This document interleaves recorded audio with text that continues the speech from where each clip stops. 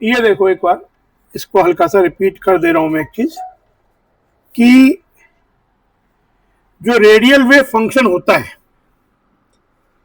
किसी भी atomic orbital का for one electron species, hydrogen like species, उसका रेडियल वेव फंक्शन का जो फॉर्मेट होता है वो कुछ ऐसा होता है। मतलब अगर सिग्मा के टर्म में, जहां पे सिग्मा की वैल्यू ये है twice Z R by N A naught, पर यूजुअली हमको आर के टर्म में दिया हुआ होता है, तो आर के टर्म में कोई सिग्मा आर का ही फंक्शन है,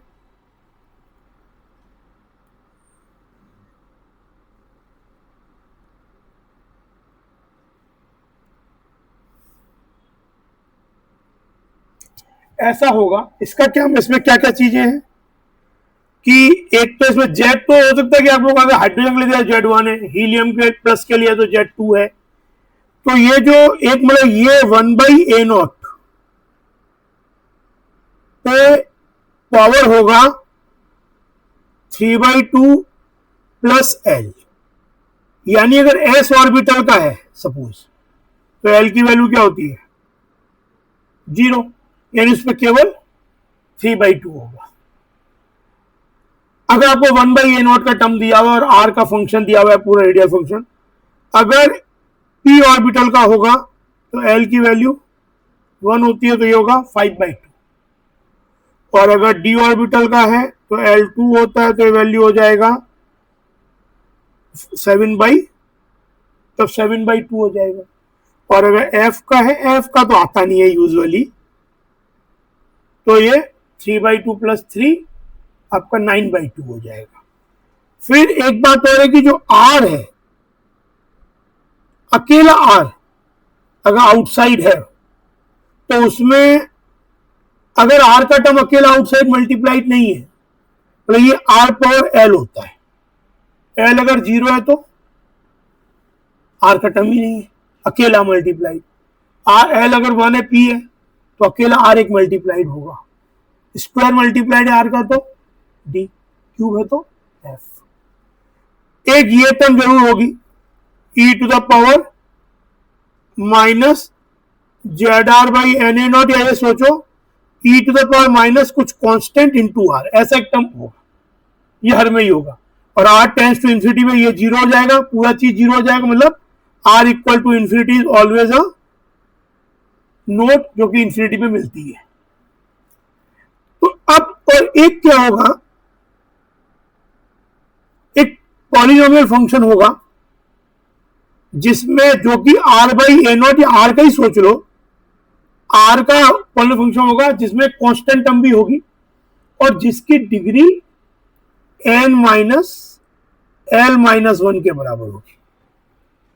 यानी आप l की वैल्यू तो कहां से निकालोगे, l तो आप निकालोगे इधर से, या तो इस चीज से या इस चीज से, पर इस फंक्शन की डिग्री, इस पॉलिनोमियल की डिग्री देख के, मान लो क्वाड्रेटिक है तो क्वाड्रेटिक की डिग्री 2 हो गई, तो ये वैल्यू 2 हो गई, l आप ऑलरेडी निकाल चुके हो, इससे आपको n मिल जाएगा। n मिल गया, मिल गया तो l मिल गया तो ऑर्बिटल मिल गई।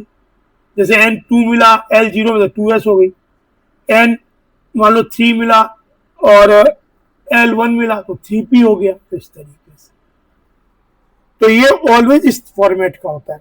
और होता क्या है कि क्योंकि ये इसकी degree n minus l minus 1 होती है, तो ये कितनी बार रूट्स क्या होते हैं, नंबर ऑफ रूट्स जो डिग्री के बराबर होते हैं।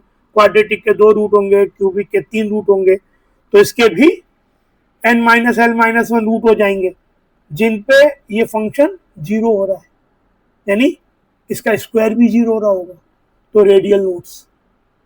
और ये वाला हम काउंट ही नहीं करते, जहां पे इंफिनिटी पे 0 होता है, दैट वी डोंट काउंट, तो वो हमेशा ही होगा, पर वी आर नॉट काउंटिंग।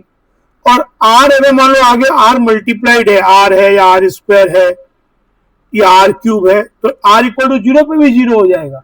लेकिन r इक्वल टू 0 क्या बता रहे हैं, centre of the nucleus, and centre of nucleus is also not a point जिसपे वेव फंक्शन डिफाइंड होता है।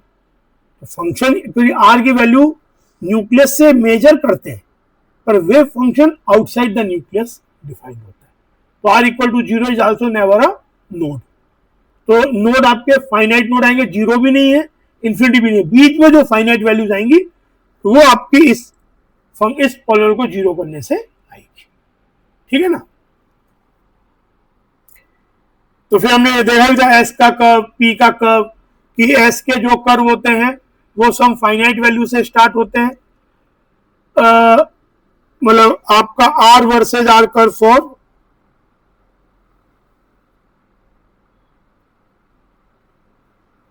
एस ऑर्बिटल कुछ फाइनाइट वैल्यू से स्टार्ट होगा, इन्फिनिटी में डेफिनेटली 10 to 0 होगा, और जितने इसके रेडियल नोड हैं उतनी बार ये इस एक्सिस को कट करेगा।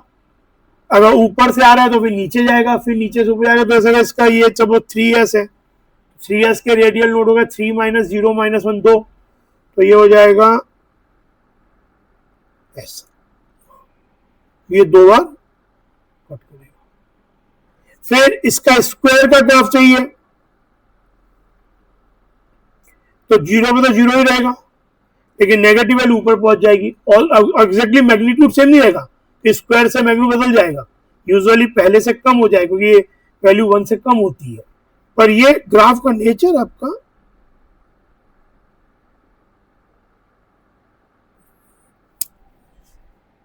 ऐसा कुछ हो जाएगा। पी और डी के कर्व क्या होता है, they start with near origin, मतलब उसमें near origin R equal to 0 पे या 10 to 0 पे भी वेव फंक्शन की वैल्यू 0 को ही टेंड करती है, जबकि बाकी एस के लिए फाइनाइट वैल्यू टेंड करती है। तो यहाँ पे हमेशा पी ओ कर्व 0 के पास से स्टार्ट होगा, 0 is not a radial node, infinity में विल 10 to 0, और इन बिटवीन जितने उसके रेडियल नोड है उतनी बार वो कट करेगा आर एक्सिस को। स्क्वायर में बस 0 पे 0 रहेगा, लेकिन नेगेटिव वैल्यू ऊपर जाके पॉजिटिव हो जाएगी।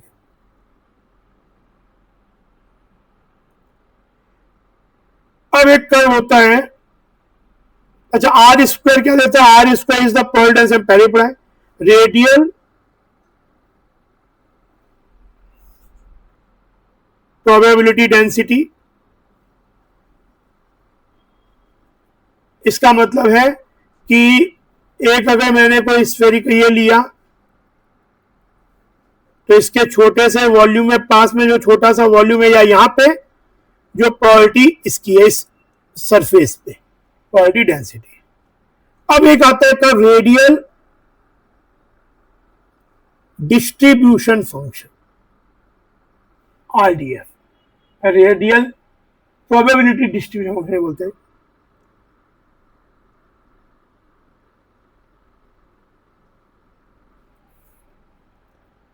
ये कर्व क्या होता है, इसमें हम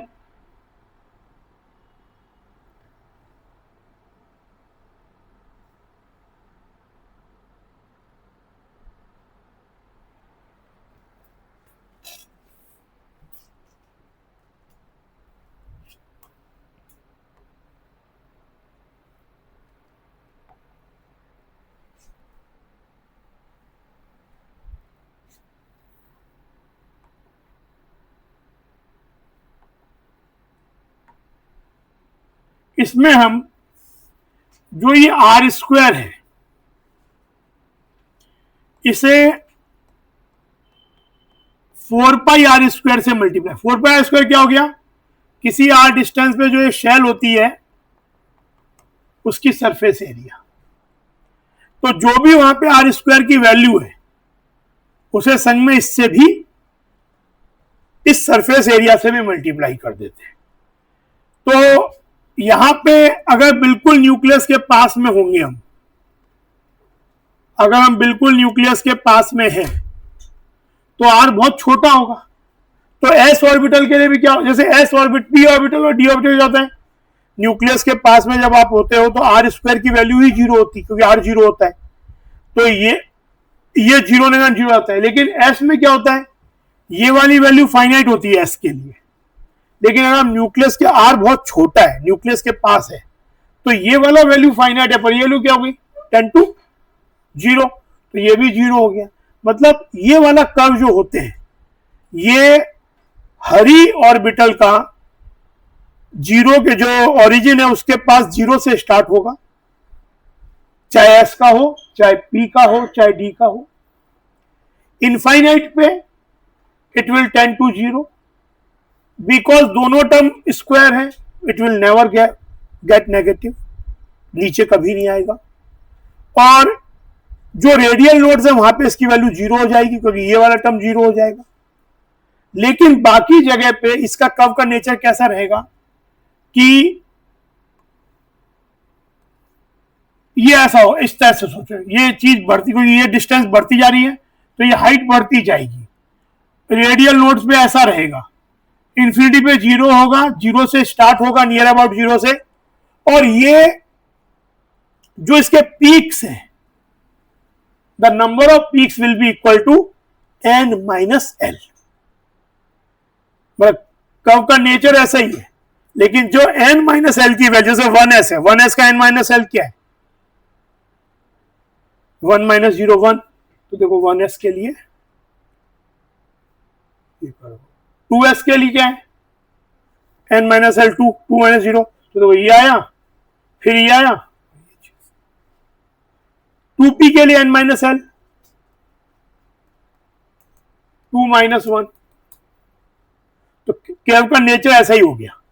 लेकिन अब आप बोलोगे भाई इसमें और इसमें क्या फर्क है, नेचर ऑफ द कर्व एक जैसा ही है, लेकिन एग्जैक्ट जब आप एक्चुअल ये डिस्टेंसेज की जब बात करोगे तो क्या होगा कि ये दोनों कर्व में जैसे 1s है तो इसका n 1 है, इसका n 2 है, तो इसका जो पीक है वो पहुंच रहा है पीक, उसकी डिस्टेंस ज्यादा होगी, इसकी डिस्टेंस पीक कम पे पहुंचेगा।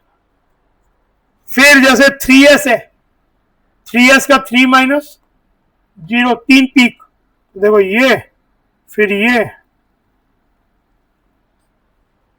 ऐसा हो जाएगा, 3p 3 माइनस 1 2, तो ये दो यानी इस जैसा कर्व होना चाहिए।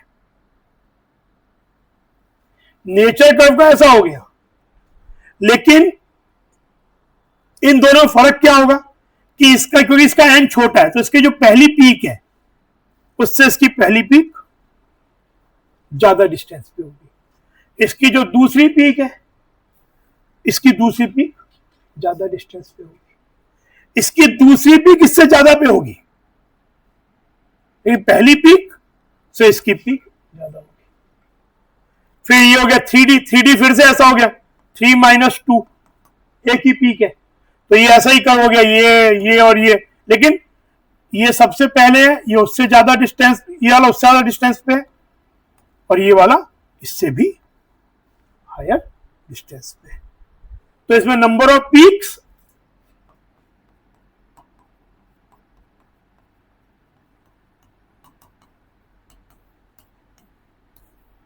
नेचर कर्व एक जैसे ही है, पर पीक्स की वैल्यू n माइनस एल।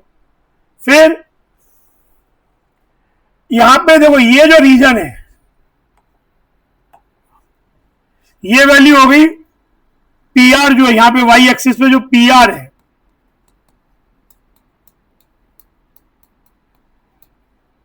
ये हो गया r स्क्वायर 4 पाई r स्क्वायर, प्रोबेबिलिटी डेंसिटी, तो ये टर्म था, इनटू ये एरिया, यानी इस वाले पे प्रोबेबिलिटी मिलने की चांस इसमें।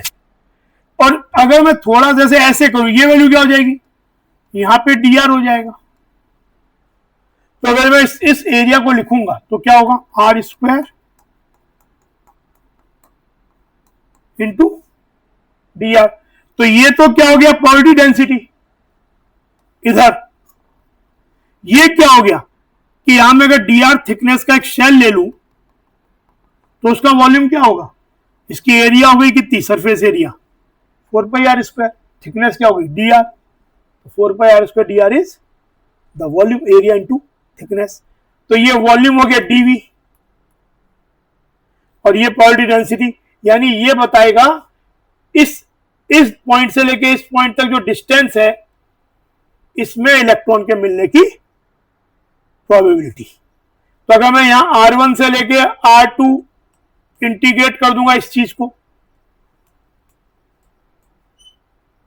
तो मिल जाएगा कि इस एटॉमिक ऑर्बिटल में R1 से लेके R2 डिस्टेंस में इलेक्ट्रॉन मिलने की क्या चांसेस है। आर क्या है, आर वो फंक्शन है, रेडियल वेव फंक्शन, पहले उसका स्क्वायर करना पड़ेगा, फिर ये मल्टीप्लाई करना पड़ेगा, और फिर डी आर करना नहीं पड़ेगा, हम लोगों को इंटीग्रेट करेंगे तो हमें चीजें मिल जाएंगी। तो ये तो होगा रेडियल नोड्स जो जो होते हैं। अच्छा, ये पॉइंट क्या बताता है, ये वो बता रहा है वो पॉइंट न्यूक्लियस से उस एटॉमिक ऑर्बिटल में जहां पे इलेक्ट्रॉन के मिलने की वहां पे लोकली मैक्सिमम चांसेस है, मैक्सिमम प्रोबेबिलिटी है। इसको बोलते हैं मोस्ट, ये पॉइंट्स को बोलते हैं मोस्ट प्रोबेबल रेडियस, यानी जहां पे डिस्टेंस है जहां पे मिलने की चांसेस हाई है। ये कैसे मिलेगा कि मुझे सब ये डिस्टेंस तो क्या है भाई, कोई आपसे पूछे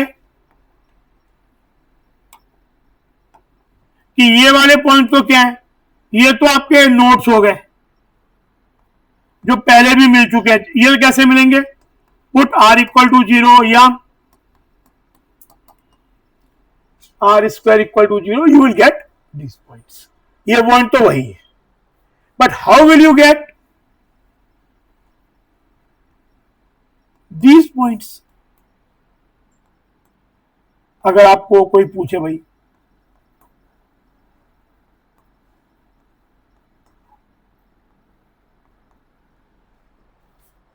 तो देखो, अगर मुझे पीआर क्या है, जो रेडियल प्रोबेबिलिटी डिस्ट्रीब्यूशन फंक्शन है, पीआर है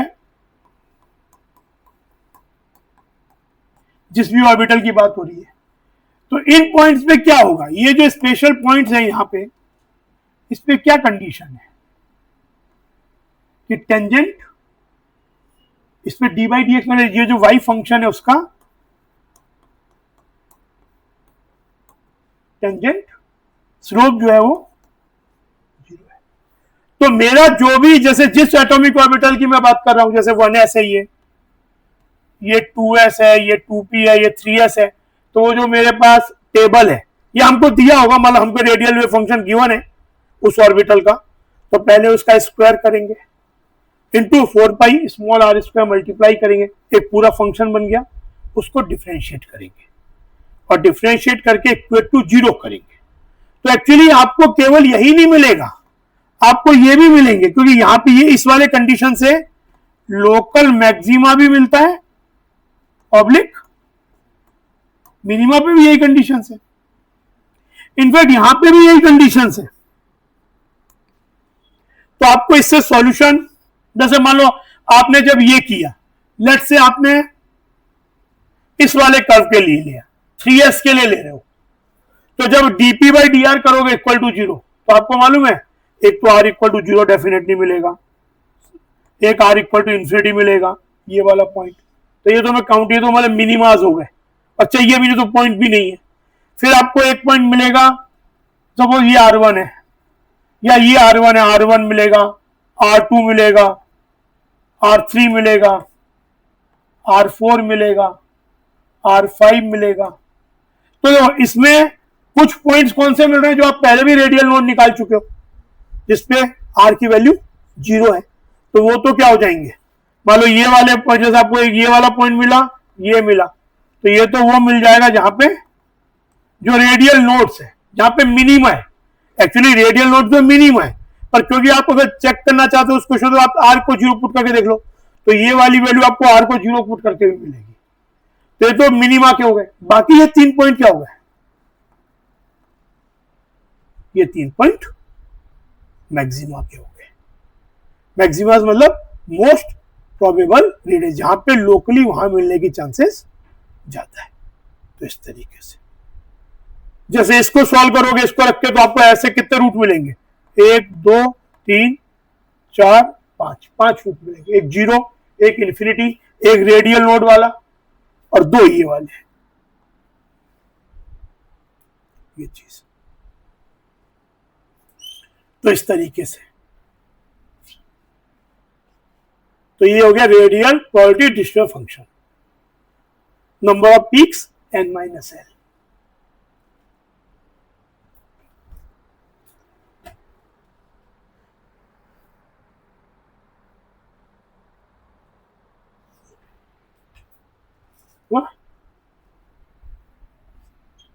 Radial distances at which RDF equal to PR is locally maximum are called antinodes. Nodes वो है जहां पे जीरो प्रोबेबिलिटी है, एंटी नोड्स जहां मैक्सिमम प्रोबेबिलिटी वाली है लोकली, या मोस्ट प्रोबेबल रेडियस भी बोलते हैं, most probable radius, and the distance eight which it is globally maximum is called most probable radius. At this point या इसी को सभी को मोस्ट प्रोबेबल रेडियस बोल देते हैं. और इसमें भी जिसमें सबसे मैक्सिमम वैल्यू है वहां पे प्रोबेबिलिटी ज्यादा है. तो एट दिस पॉइंट मैथमेटिकली ये जीरो, और क्योंकि अगर इसमें मैक्सिमम है तो मैक्सिमम के लिए क्या था, फर्स्ट डेरिवेटिव जीरो पर सेकंड डेरिवेटिव नेगेटिव, और सेकंड डेरिवेटिव पॉजिटिव जो होता है वहां पे मिनिमम होता है. Probability of finding electron at the nucleus is zero. Radial nodes का नंबर n-l-1 अगर nl है तो at radial node radial wave function and square of radial wave function R square becomes zero. Angular nodes की value l होती है. Non spherical node nodal planes की value या nodal surfaces की value भी l होती है.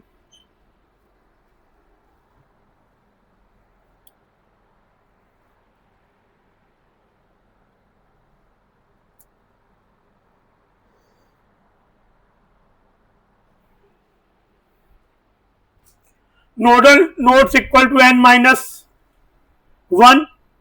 total nodes equal to n-1 when node at infinity is not counted, which is generally not included if not asked.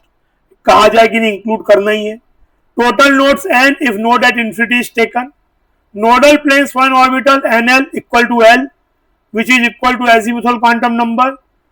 Nodal plane होता क्या है, is a plane passing through orbital and nucleus where probability of finding an electron is zero. It is locus of all point where the angular wave function of the orbital is. जो angular wave function होता है a, nodal plane पे उसकी value zero हो जाती है. जो a है उसकी, अभी तो हम रेडियल नोड क्या कहते हैं, पर नोडल प्लेन पे क्या होता है, वो जो एंगुलर पार्ट है that becomes zero. Number of nodal planes S orbital के लिए जीरो.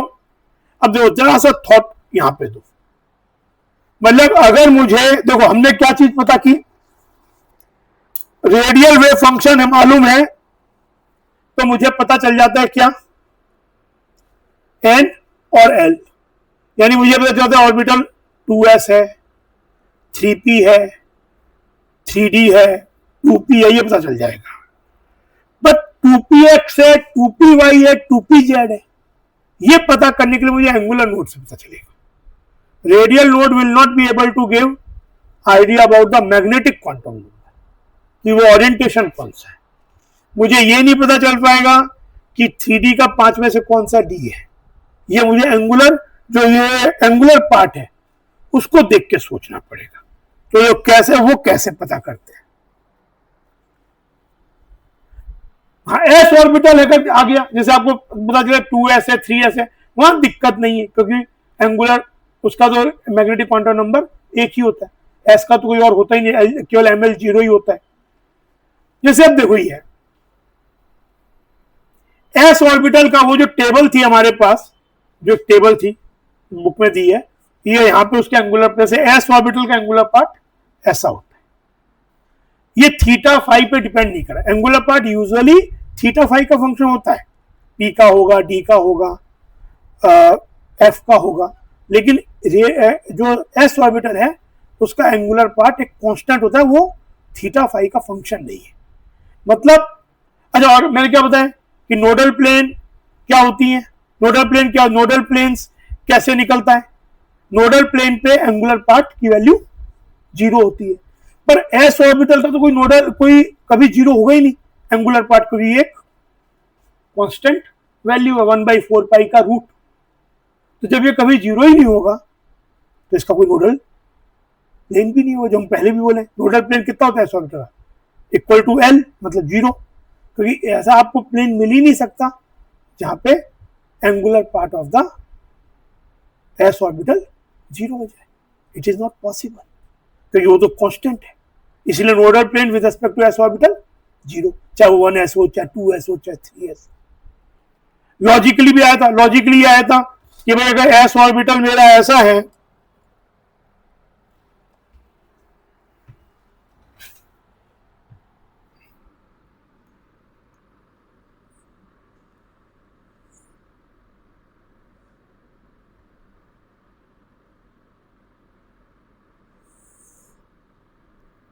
तो यहां तो इलेक्ट्रॉन्स मिलने की वो इलेक्ट्रॉन क्लाउड होता है, ठीक है। बीच में कोई एक छोटा सा रीजन हो सकता है जहां पे नोड मिले रेडियल, लेकिन नोडल प्लेन क्या होता है, न्यूक्लियस से पास करे और इसमें इलेक्ट्रॉन कभी ना मिले, और एस ऑर्बिटल के लिए पॉसिबल नहीं है, ठीक है। ये जरूर हो सकता है कि एक कोई यहां पे डिस्टेंस में एक ऐसा स्फेरिकल सरफेस आ जाए जहां पे इलेक्ट्रॉन ना मिले, पर वो तो ऐसे होगी, आप ऐसा प्लेन लोगे तो ऐसा कभी नहीं मिल सकता कि थ्रू आउट यहां पे इलेक्ट्रॉन ना मिले, पॉसिबल नहीं है, तो इसका नोडल प्लेन नहीं होता। जो हम बोल भी है नेवर जीरो, तो ये नोडल प्लेन ऑफ, इसका नोडल प्लेन चाहे कोई भी एनएस ऑर्बिटल हो, जीरो। पर पी ऑर्बिटल्स, अब अगर मुझे एंगुलर पार्ट, जैसे मुझे जो पीजेड, वैसे इसके नोडल प्लेन क्या होते हैं, वैल्यू होती है 1, जो पी एक्स होता है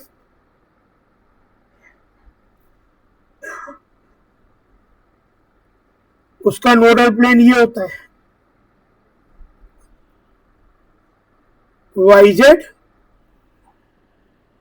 प्लेन, है ना। तो वाईजेड प्लेन इसका नोडल प्लेन है, यानी वाईजेड प्लेन पे इस का जो एंगुलर पार्ट है वो ऑलवेज जीरो होगा। तो अगर कभी मुझे किसी चीज का एंगुलर पार्ट दिया हुआ, एंगुलर वेव फंक्शन दिया हुआ, और मुझे नहीं मालूम है कि वो, भाई पहले मैंने पता कर लिया रेडियल पार्ट से कि वो पी का है, कौन से पी, वो एनपी क्या है, एनपी पता कर लिया, मैंने पता किया वो पी का है, यानी ये तो चल गया कि संग में जो मल्टीप्लाइड है वो पी का एंगुलर पार्ट है। अब P X P Y P Z में क्या, ये कैसे चलेगा, जैसे मान लो ये पी एक्स था, तो पहले मैं पी एक्स को ही देखता हूं। पी एक्स का मान लो मुझे ये नहीं मालूम कि ये पी एक्स, पर मुझे ये एंगुलर पार्ट दिया हुआ है। मुझे ये मालूम है कि अगर जो ऑर्बिटल है P X P Y P Z, उसका जो नोडल प्लेन होता है, उस नोडल प्लेन पे ये वाला एंगुलर पार्ट की value always, angular wave function always zero होता है। तो जैसे मुझे नहीं मालूम कि ये P X P Y P Z है, तो एक चीज देखो, ये हमेशा जीरो कब होगा, ये हमेशा जीरो तब होगा जब थीटा की वैल्यू जीरो हो और फाई 90 हो। अब एक चीज देखो, मैंने बताया था क्लास में कि थीटा फाई का क्या मतलब होता है।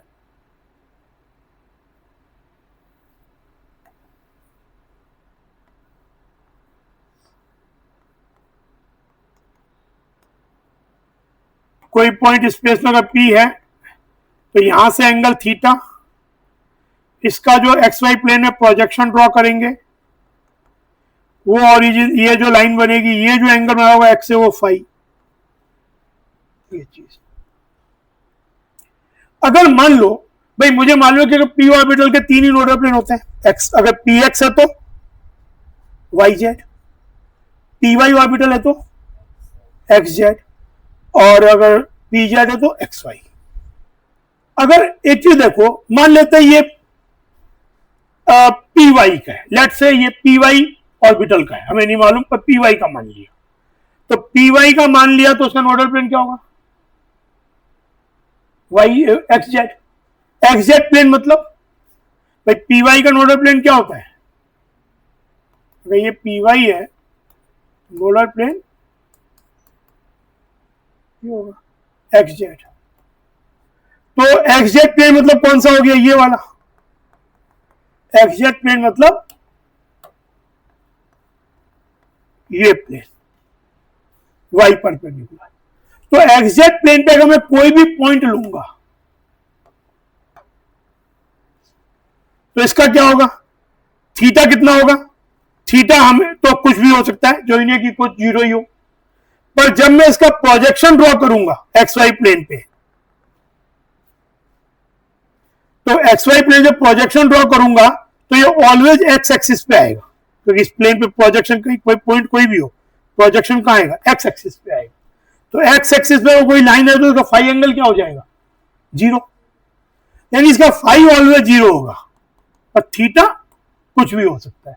पर हमें तो क्या चाहिए, हमें फाई जीरो नहीं चाहिए, हमें फाई जीरो नहीं चाहिए और थीटा जीरो चाहिए, फाई 90 चाहिए। अगर ये इसका एंगुलर पार्ट, मतलब ये वाला जो प्लेन मैंने बनाया, भाई मुझे अगर ये वाला चीज दिया है तो मुझे चाहिए कि मैं उस नोडल प्लेन की बात कर रहा हूं जिसका थीटा जीरो हो और फाई ऑलवेज 90 हो। तो वो कौन सा प्लेन होगा, ये सोचो। अगर मैं वाईजेड प्लेन सोचो, वाईजेड प्लेन सोचो, वो ऐसे सोचो, वाईजेड प्लेन, वाईजेड प्लेन हो गया कौन सा, ये, यहां पे कोई भी पॉइंट हो, उसका थीटा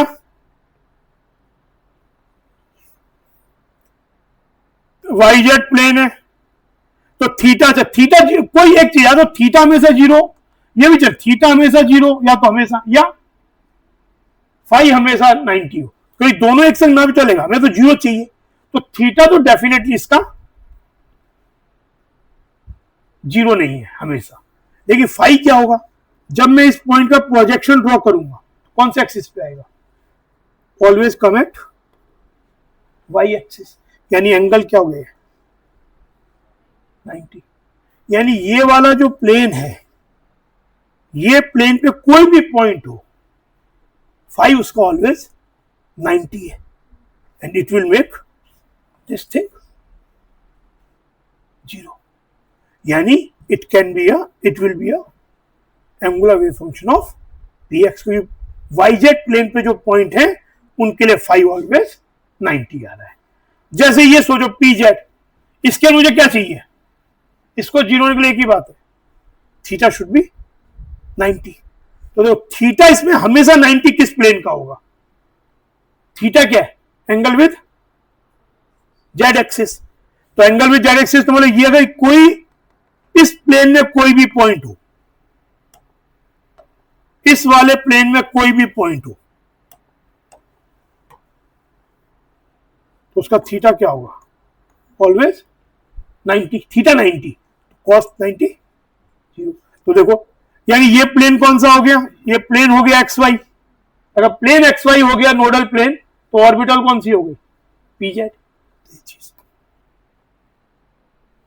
पीजेड ऑर्बिटल है, प्लेन उसका हमने पढ़ा दिया, पीजेड का क्या होता है, एक्स वाई प्लेन होता भी है, और ये सेटिस्फाई भी हो रहा है। पी वाई सोचो, पी वाई के लिए क्या है, या तो थीटा हमेशा जीरो या फाई हमेशा जीरो, कोई एक चीज हमेशा जीरो हो। तो अगर मैं इस चीज को देखो, ये वाला, ये प्लेन सोचो, ये वाला प्लेन, इसका थीटा तो हमेशा जीरो नहीं है, अलग अलग है, लेकिन जब मैं इसका वो ड्रॉ करूंगा प्रोजेक्शन, तो इसका फाई हमेशा जीरो आएगा। तो this will make always this zero, यानी ये प्लेन कौन सा हो गया, एक्स जेड, हेंस ऑर्बिटल कौन सी हो गई, पी वाई। तो मुझे अगर एंगुलर पार्ट मालूम है तो उससे मैं ये डिड्यूस कर सकता हूं कि वो किसका है, जैसा एनालिसिस करके। फिर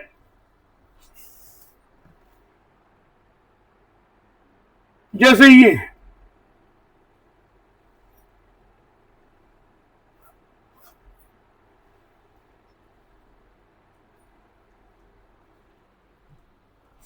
बात समझ में आ रही है, जैसे डी एक्स वाई ऑर्बिटल है, डी ऑर्बिटल में 5 होते हैं, तो डी और डी एक्स वाई का हमने ये पढ़ा है,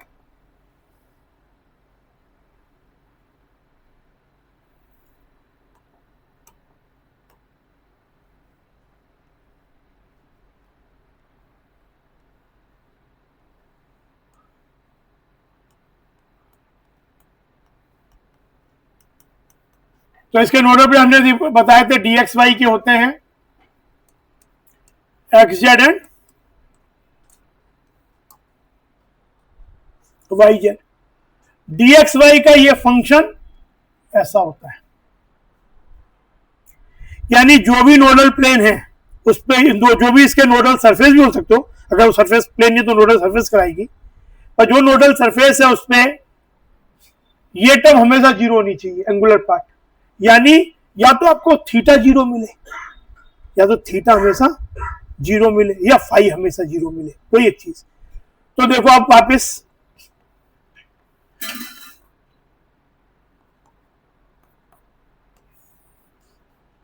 ये वाला जो प्लेन होता है उसका थीटा बदलता रहता है, लेकिन हमेशा फाई 90 होता है।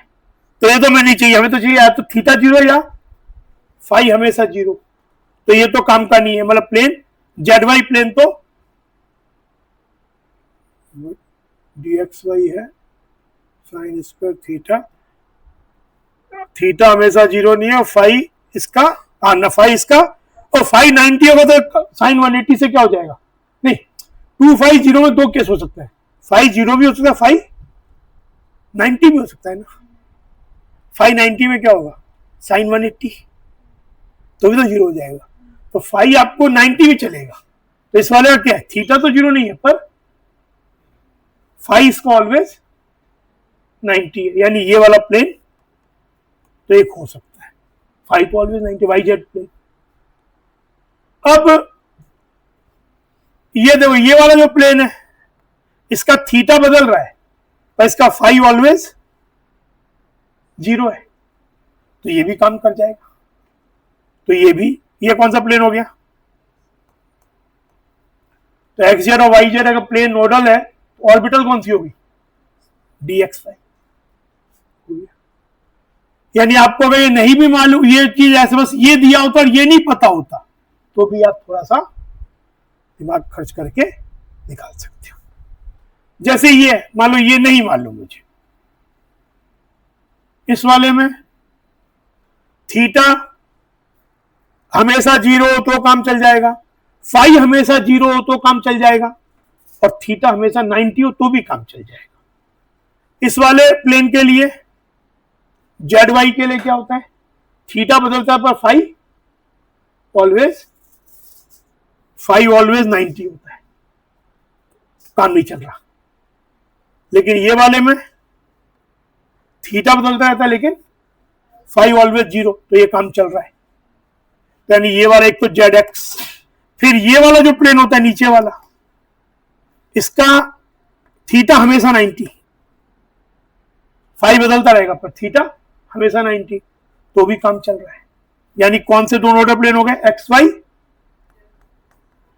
और एक्स जेड, ऑर्बिटल क्या हो गई, वाई जेड।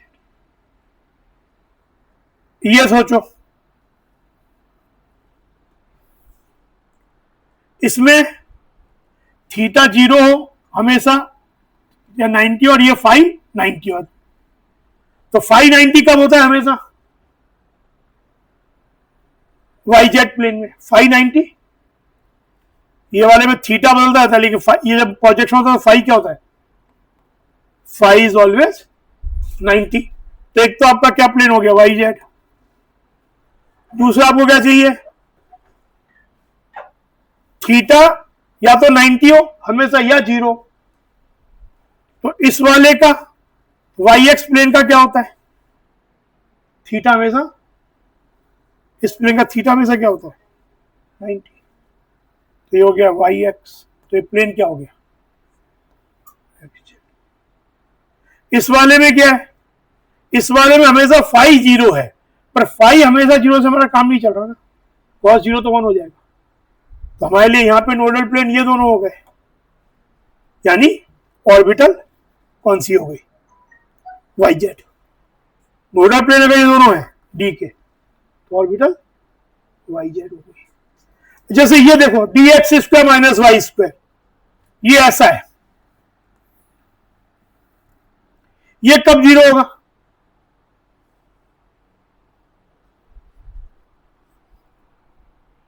या तो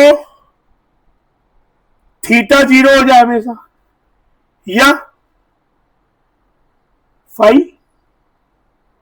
45 डिग्री हो जाए, है ना, cos 90 0 हो जाए।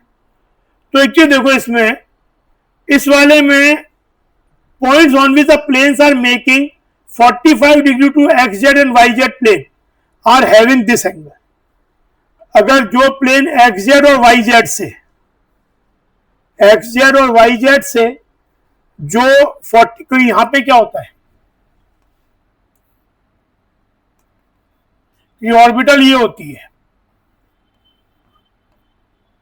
प्लेन ये होता है, तो एक्स जेड इसका प्लेन होता था एक्स जेड और Y Z, X Z Y Z plane ये थे, पर ये क्या हो गया 45 डिग्री पे रोटेट हो गए। तो एक्स जेड प्लेन में क्या खासियत होती है, एक्स जेड प्लेन का खासियत क्या था कि एक्स जेड प्लेन का फाई क्या होता था, थीटा बदल रहता था पर फाई 0 होता था। पर अगर आपने 45 डिग्री रोटेट कर दिया, पहले फाई फिक्स था, 45 रोटेट करने से क्या हो जाएगा, फाई फिक्स हो गया, अब क्या हो जाएगा, जो 0 फिक्स था किसमें फिक्स हो जाएगा, 45 में फिक्स हो जाएगा। रोटेट कर दिया तो 545 होते ही 0। फिर जो ये तो एक्स जेड प्लेन हो गया, वाई दूसरा प्लेन था वाई जेड प्लेन की क्या खासियत है, वाई जेड प्लेन का थीटा बदलता रहता है पर फाई हमेशा क्या 90 है, फाई इसका 90 है। तो अगर 45 से मैं रोटेट कर दूंगा तो 90 प्लस 45 फिक्स हो जाएगा 135, तो 135 हो गया। तो ये कितना हो गया, cos 270, cos 270 क्या होता है, cos 180 प्लस थीटा क्या होता है, minus cos theta, third quadrant multi, अगर 180 प्लस कुछ हो तो वापस वही एंगल आता है, और थर्ड है तो cos नेगेटिव होता है। तो इसमें क्या cos 180 प्लस 90 मतलब माइनस cos 90, और cos 90 क्या होता है 0 हो जाएगा।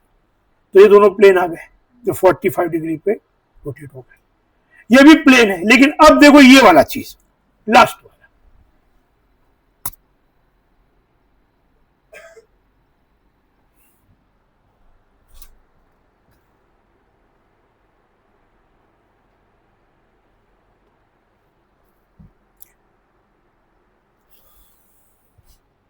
ये dz स्क्वायर है,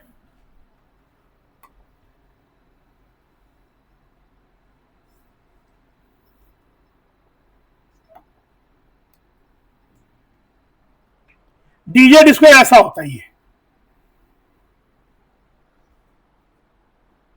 तो dz स्क्वायर ये है, तो हमारा नोडल सरफेस क्या होगी, जहां पे एंगुलर पार्ट 0, यानी ये चीज 0 होनी चाहिए, मतलब cos थीटा शुड बी, ये 0 होने के लिए ये 0 होना पड़ेगा, यानी cos थीटा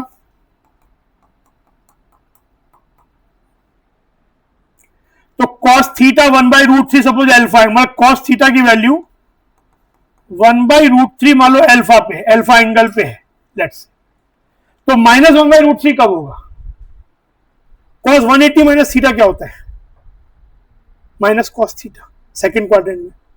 यानी अगर 1/√3 अल्फा पे है जो कि 0 से 90 होगा, तो माइनस 1/√3 कब होगा,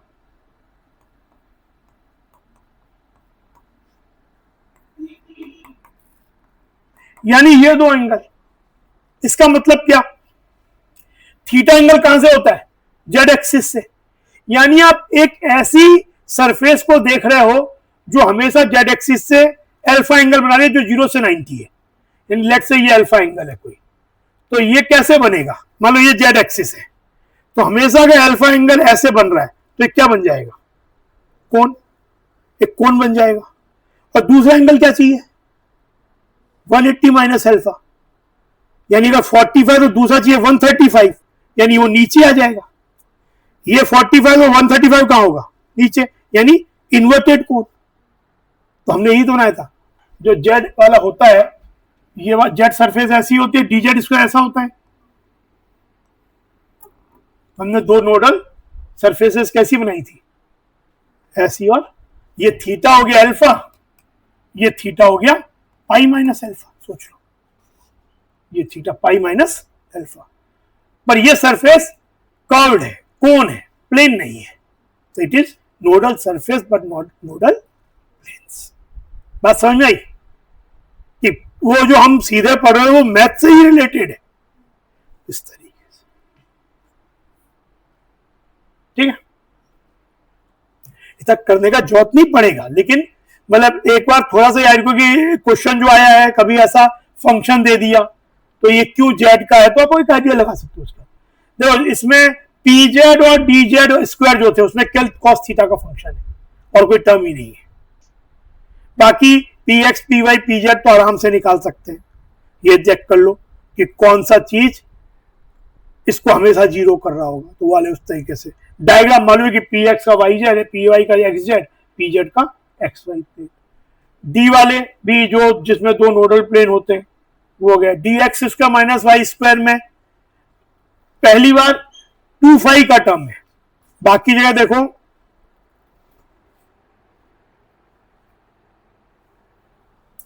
अगर आप डी एक्स वाई देखो तो उसमें डी एक्स वाई में भी 2 फाई का टर्म है, ऐसी बात नहीं है।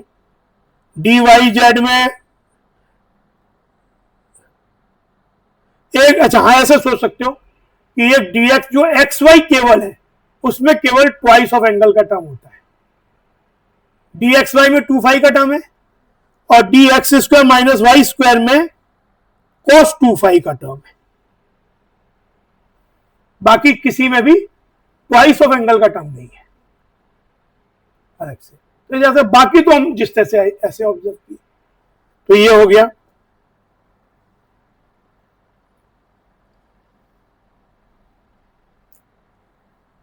ये हमने लास्ट क्लास में जैसा देखा था एक चीज की, अगर अब देखो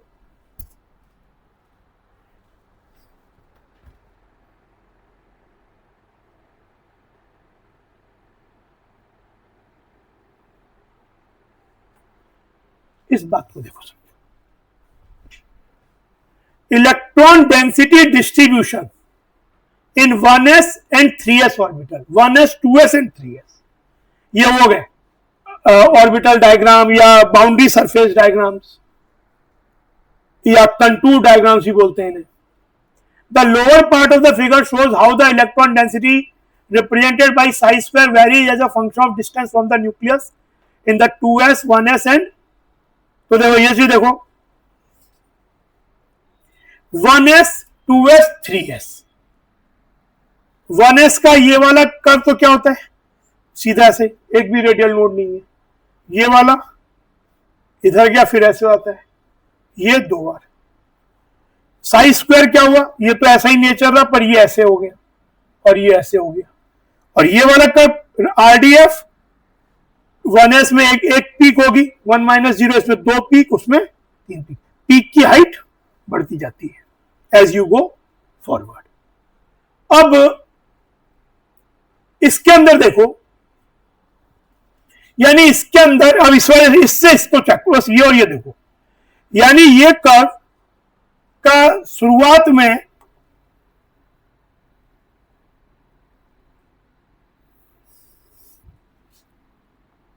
यहां से स्टार्ट हो रहा है, यहां पे इसकी डेंसिटी काफी कम है, 0 ही है। उसके बाद क्या होगा, साई स्क्वायर इसका साई स्क्वायर मतलब ये यहां से स्टार्ट हुआ, लेकिन इसका मैक्सिमम वैल्यू सपोज जैसे ये हाइट है तो डॉट्स की मैक्सिमम डेंसिटी मान लो यहां पे मिली, पहले यहां से बढ़ते बढ़ते यहां बढ़ा, फिर कम होते होते होते कम होता जाएगा कम होता जाएगा कम होता जाएगा, अल्टीमेटली 0 हो जाएगा। तो इतना रीजन हम ड्रॉ कर देंगे। बीच में एक इसमें वो रेडियल नोड नहीं मिल रहा, केवल एक वो मिल रहा है जहां पे हाई वैल्यू मिल रही है सबसे ज्यादा डेंसिटी। लेकिन ये वाला है, इसमें क्या होगा, न्यूक्लियस फिर वैल्यू प्रोबेबिलिटी डेंसिटी क्या हो रही है, कम होती जा रही है, फिर कहां पहुंचा, एक जगह ये जो व्हाइट है वो 0 हो गया, फिर वापस बढ़ना शुरू हुआ, मैक्सिमा पे पहुंचा और फिर कम होते होते इसमें बीच में एक रेडियल नोड है। पर यहां पे तो क्या है, इधर से इस वाले से देखो, पहले न्यूक्लियस के पास में जस्ट बाहर हाई वैल्यू होगी, फिर कम होते होते 0 हुआ, ये 0 का है व्हाइट वाला, फिर बढ़ते बढ़ते फिर बढ़ा, फिर यहां 0 हो गया, पहले बढ़ा फिर कम हुआ, 0 हो गया और फिर बढ़ा और फिर कम होते होते तो इसके 2 रेडियल नोड मिले बीच में। तो इस तरीके से हम वो डायग्राम बनाते हैं।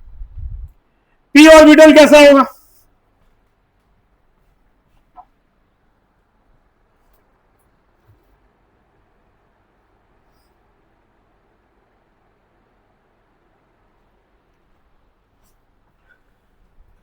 पी ऑर्बिटल में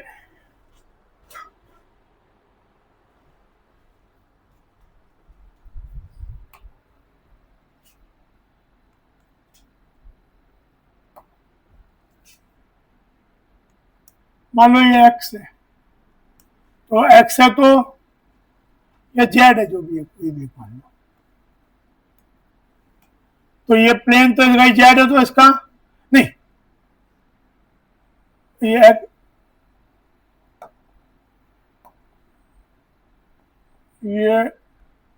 2p(x) है, प्लेन ही हो गया, एक्स ही मान लो, एक्स है, तो नोडल प्लेन तो ये हो गया। पर देखो यहाँ पे जो आपका ये है, ये वाला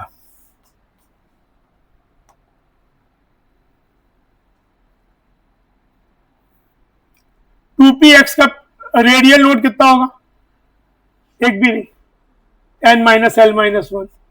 तो देखो ये कहीं भी, जैसे ये सेंटर है तो ऐसे स्फीयर्स बन रहे होंगे, पर बीच में एक प्लेन आने का इसकी शेप स्फीयर ना रह के ऐसी हो गई कि ये तो नोडल प्लेन है इसका।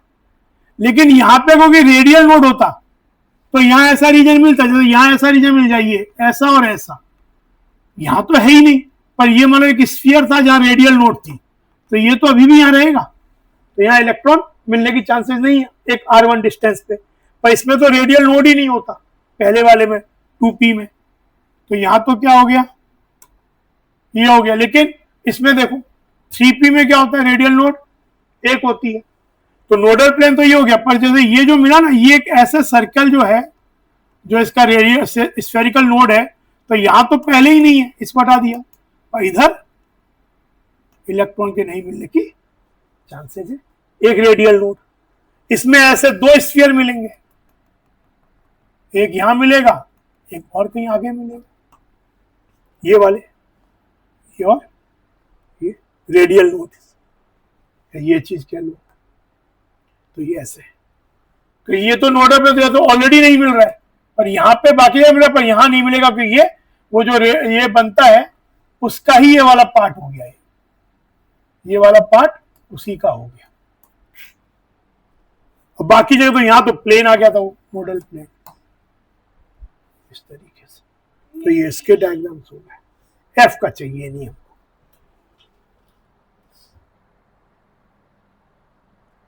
अब देखो कुछ क्वेश्चंस पहले करें।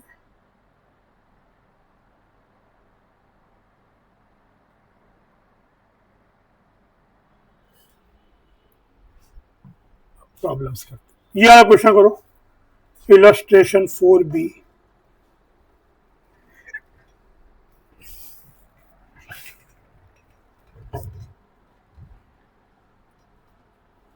Radial load of 5s atomic orbital is rhomboid radial nodes.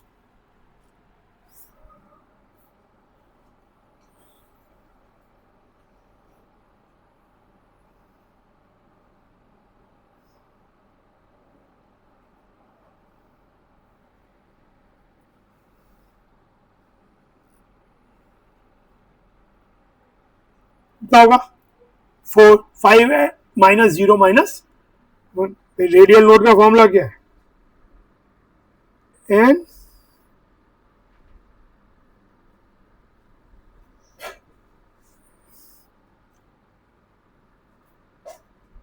ये angular node of 3d/z, angular nodes का फॉर्मूला क्या होता है? Equal to L. तो 5 3d/z, d का एल क्या होता है? 2। तो इसका answer the sum of angular node and radial node of 4d atomic orbital क्या होगा? जब कुछ नहीं बोला तो नॉट एट इन्फिनिटी काउंट नहीं करते। तो n minus L minus 1 plus L यानी 4 minus 1 3। Angular node of 3p equal to L equal to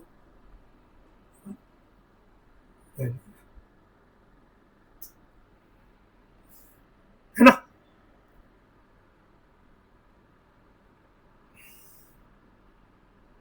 ये हम कर चुके थे लास्ट क्लास में क्वेश्चन किया वाला। अब ये क्वेश्चन देखो,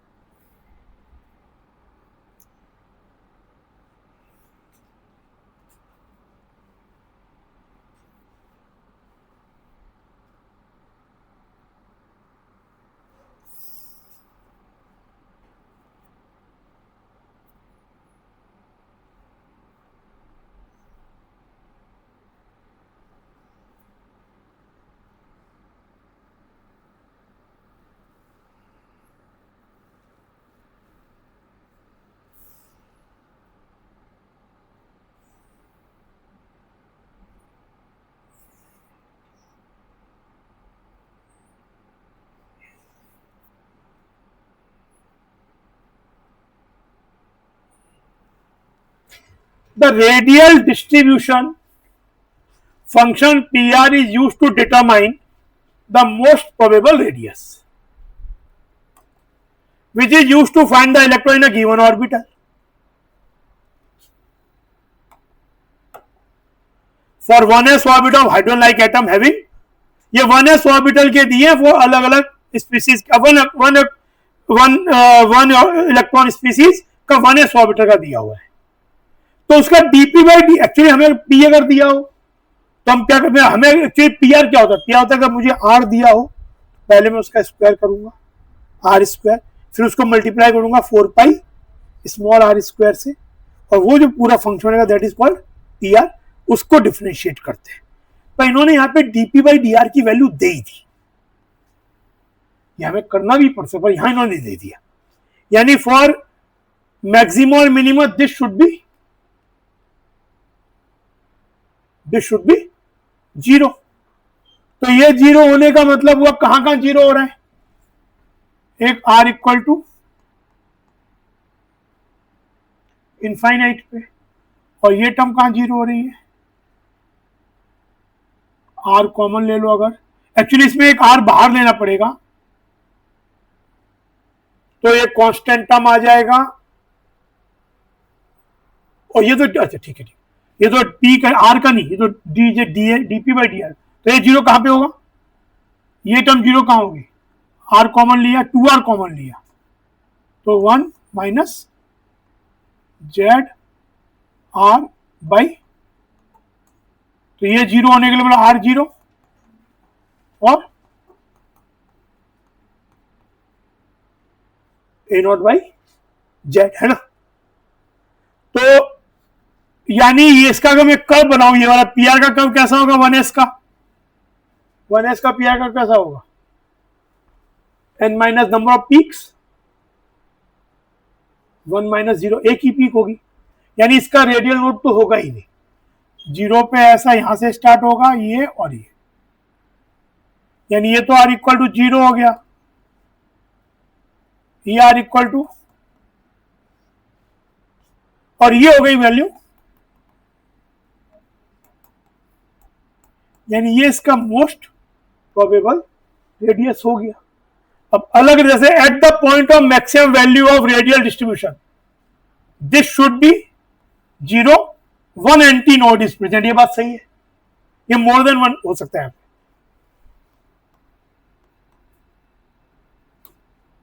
तो ये बात सही है क्योंकि एक ही एंटी नोड प्रेजेंट है। Li2 प्लस का बोल रहे हैं मोस्ट फॉर रेडियस इज क्या होगा, Li2 प्लस के लिए जेड क्या हो जाएगा 3, हमारा आंसर क्या रहा, ए नॉट बाई जेड, यानी ए नॉट बाई, सही है।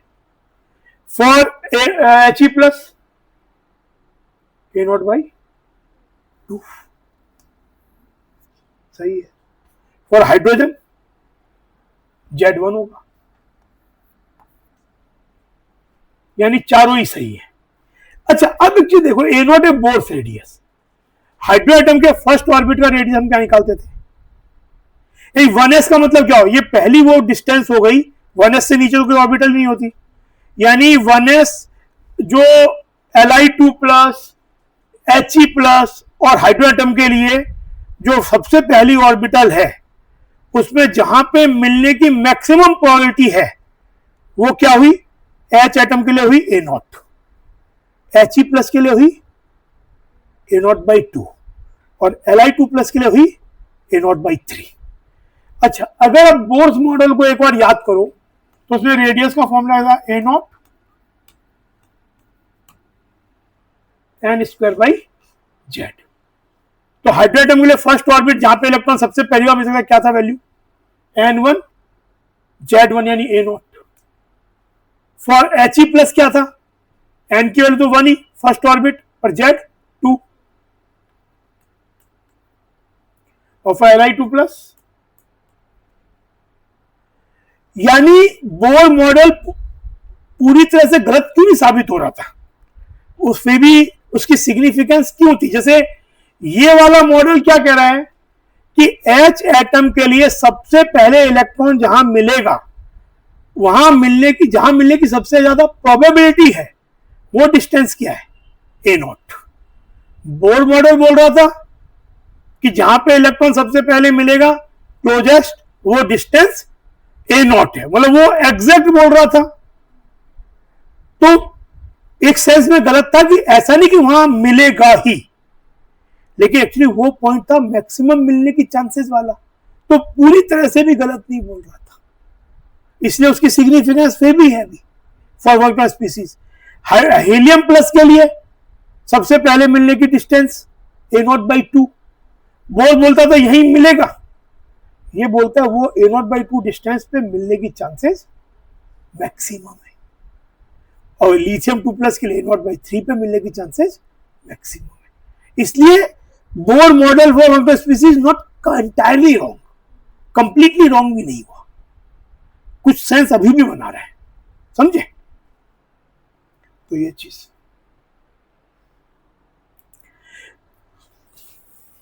तो यहां पे ये वैल्यू दे दी गई, पर अगर मुझे मान लो कभी किसी ऑर्बिटल का आर दिया हो और मुझे ये स्टेप कैलकुलेशंस करने हैं, तो मैं क्या करूंगा? मैं तो आर की हेल्प से I can find radial nodes की distances by putting R equal to 0 या R square equal to 0। Actually R square 0 होना चाहिए, पर जहां आर 0 वहां आर स्क्वायर भी 0 होगा, तो आपको जो पॉइंट मिल गया वो तो क्या हो गया? इसमें 0 भी मिलेगा, इन्फिनिटी मिलेगा, वो काउंट नहीं करेंगे, बाकी जो मिलेंगे वो रेडियल नोड्स की डिस्टेंसेज हो गई। पर आपको अगर ये वाली डिस्टेंस भी चाहिए मोस्ट प्रोबेबल की, तो क्या करोगे? आर स्क्वायर, उस आर से स्क्वायर किया, फिर 4 पाई आर स्क्वायर, इसको आप डी बाई और इसके इक्वल टू 0 करोगे, तो आपको क्या मिलेगा? 0 भी मिलेगा, इन्फिनिटी भी मिलेगा, जो नोड वाले पॉइंट थे वो भी मिलेंगे, पर उन सब पॉइंट पे मिनिमम है, और जो बाकी पॉइंट्स मिलेंगे वो पॉइंट वो होगा जो कि मोस्ट रेडियस वाले होंगे। तो आप ऑर्डर में ड्रॉ करते जाओ, मिनिमम वाले पॉइंट तो डायग्राम तो ड्रॉ करना आता भी है, अगर आपको ऑर्बिटल पता चलेगी कौन सी है तो पीक से आप वो बना सकते हो, तो सब डिस्टेंसेज ही मिल जाएंगी। और अगर उन वैल्यूज को इस फंक्शन में पुट कर दोगे पीआर में, तो आपको वो प्रोबेबिलिटी भी मिल जाएगी, हाइट मिल जाएगी वाली, वो मिल जाएगी। और अगर आपने इस चीज को लेके किसी मान लो डिस्टेंस R1 से R2 या कोई भी R1 से R2 कोई रेडियल मतलब दो डिस्टेंस के बीच में इंटीग्रेट कर दिया, तो ये बता देगा कि इस स्फीयर, ये जो शेल है, इतना रीजन है स्फेरिकल और उसके बीच में, वहां पे इलेक्ट्रॉन के मिलने की उस ऑर्बिटल में जिसकी आप बात कर रहे हो प्रोबेबिलिटी। ठीक है ना? बात समझ में आ रही है? ये कोई होता क्या, कविता को सॉल्व नहीं करना पड़ा, तो मैंने एक एक्सप्रेशन दे दिया। मान लो आपको सपोज एक 2s ऑर्बिटल का R given है. Let the radial wave function of 2s orbital is this. Tell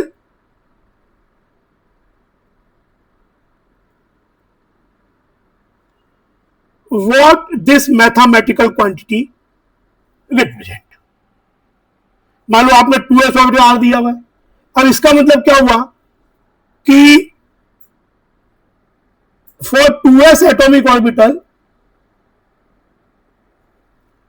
अगर ये न्यूक्लियस से R1 डिस्टेंस है और ये R2 डिस्टेंस है, तो ये मैथमेटिकल फंक्शन ये बता रहा है कि इस रीजन में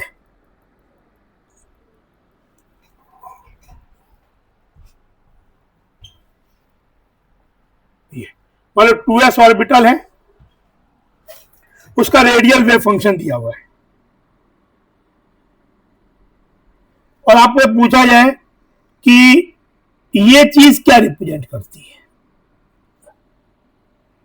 तो ये बता रही है, ये हो गया positive distance function into D R, integrate यहां से यहां, तो ये बता रहा है कि ये जो 2s एटॉमिक ऑर्बिटल है जो कि स्फेरिकल होगा, न्यूक्लियस मान लो ये है, तो R1 ये डिस्टेंस है, R2 ये, तो इस रीजन में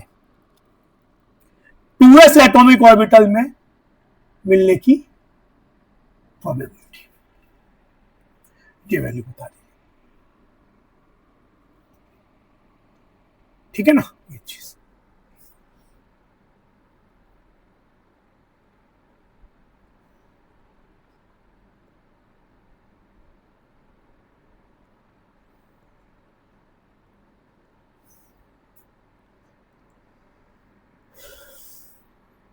चलो ये करो. First question, first second,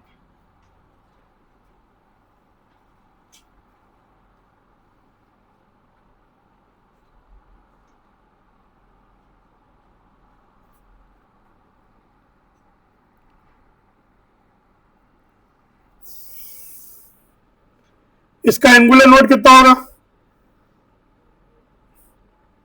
1. Radial, radial का स्फेरिकल भी बोलते हैं. इसका फॉर्मूला होता है n 3 - 1 - यानी ये भी 1. ये angular node, radial node 1, 2 - 0 - 1. 5f का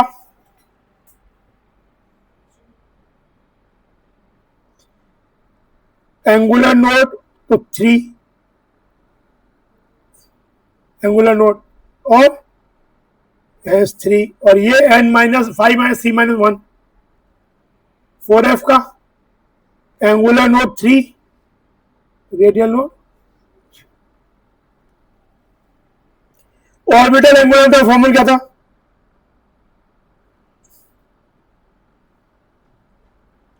अंडर रूट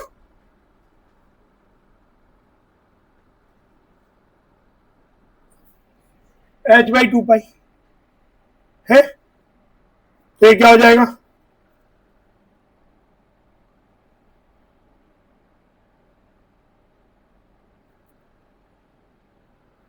इसकी वैल्यू L1 है, तो जाएगा 1 × 2a√2.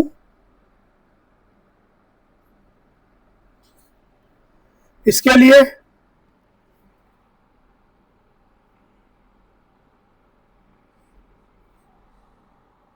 कितना हो जाएगा, L हो गया 2 × 3,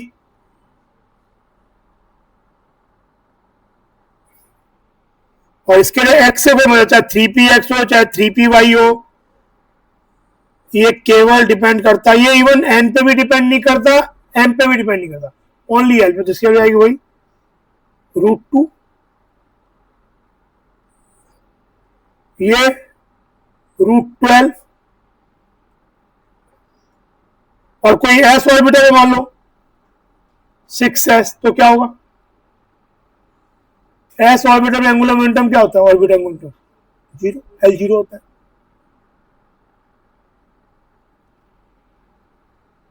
nothing to do with 6s, 5s का भी जीरो ही होगा, 4s का भी जीरो।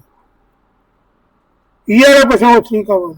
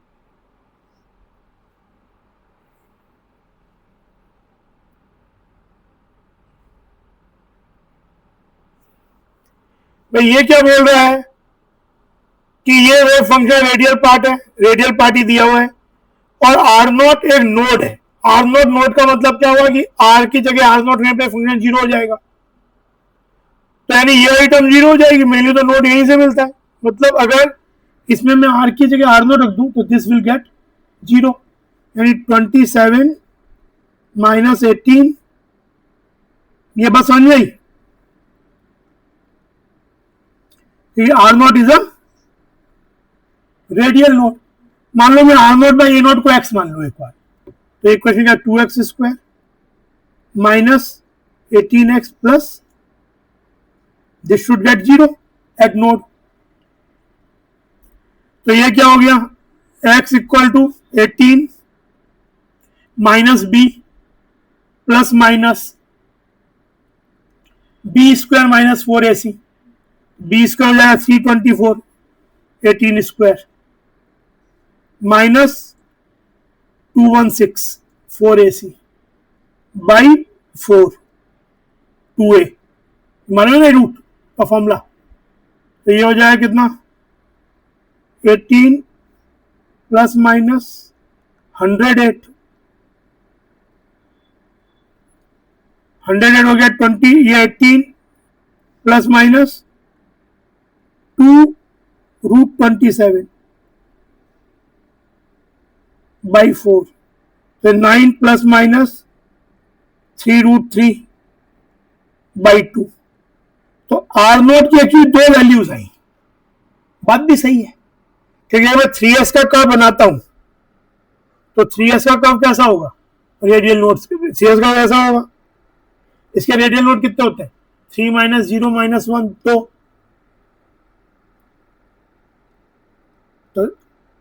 साई वर्सेज आर का कर्व ऐसा होगा। तो यहां पे ये वाला पॉइंट कौन सा हो गया, जो छोटा वाला पॉइंट है माइनस, और ये वाला पॉइंट कौन सा हो गया, प्लस वाला, है ना ये चीज। और यहां से आर इक्वल टू इन्फिनिटी पे भी जीरो मिलता है, और वो तो हम काउंट करता नहीं है। तो आर नोट की दो वैल्यूज हो गई। पूछ क्या रही है, नहीं ये पहले x हो गया, पहले x की वैल्यू, तो x की वैल्यू ये हो गई, तो which is R naught by A naught, तो आर नॉट क्या हो गया इंटू ए नॉट, यहां चला गया, समझे। पहले x आएगा, फिर x क्या है R naught by naught, R naught, तो आर नॉट के दो रिलेशन हो गए, 9 प्लस माइनस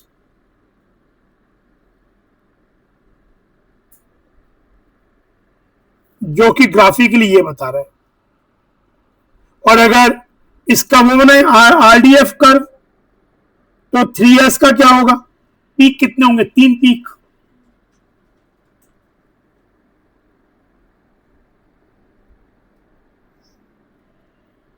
ये तो 0 हो गया, ये पॉइंट क्या हो जाएंगे, यही एक ये वाला माइनस वाला R01 कह लो, R0, और ये 3 पॉइंट और मिलेंगे। पर ये कब मिलेंगे, इसको पाने के लिए क्या करना पड़ेगा, इसको पाने के लिए पहले इस पूरे का स्क्वायर करना पड़ेगा, फिर इंटू 4πr² करना पड़ेगा, और इसका dy जब ये करके इक्वल टू 0 करेंगे तो हमें ये 5 पॉइंट तो, ये 4 पॉइंट तो मिलेंगे ही, संग में ये वाले भी रूट्स मिलेंगे। ये हो जाएंगे मोस्ट प्रोबेबल रेडियाई जहां जहां पे लोकली क्वालिटी डेंसिटी ज्यादा भी होगी। और सबसे ज्यादा कहां पे होगी, जो सबसे ये वाला डिस्टेंस मिलेगा, ये वो पॉइंट है में मिलेगी चांसेस मैक्सिमम। ये पूछा नहीं है पर ये बताओ, ये सेकेंड एंड थर्ड,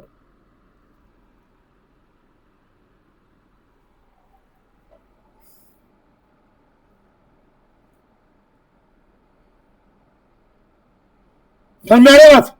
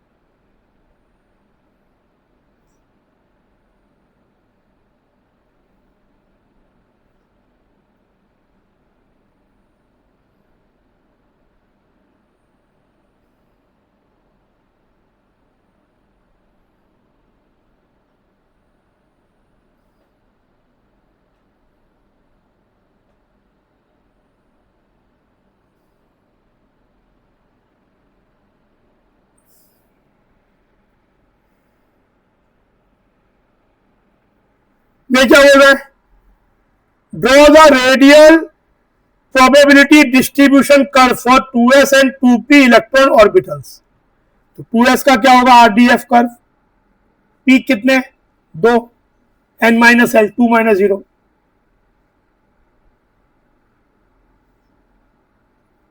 नोड एक ही होगा, होना भी चाहिए 2 माइनस 0 माइनस 1, तो ये 2s का।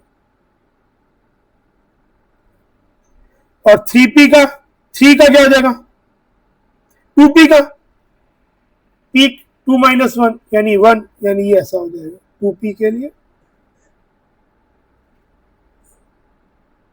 P R versus R, where P R का मतलब आर स्क्वायर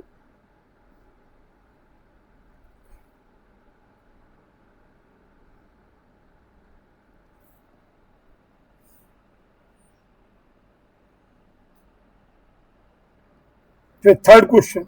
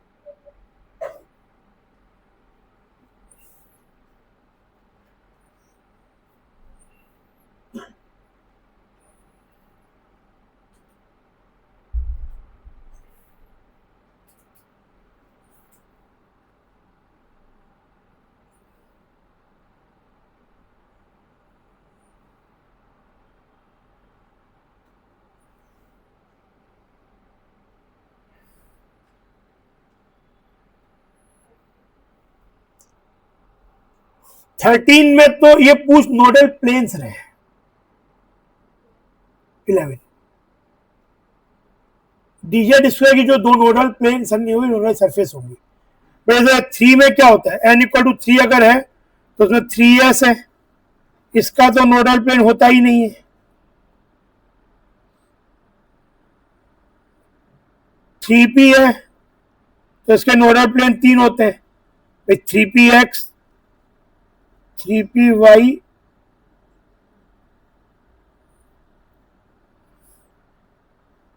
111, इसका yz, इसका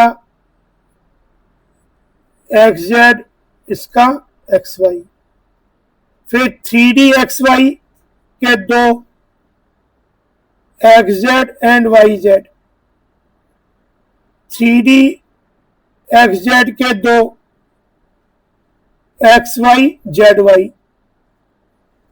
3dyz के दो yx zx, 3d X square minus Y square के दो एक्स वाई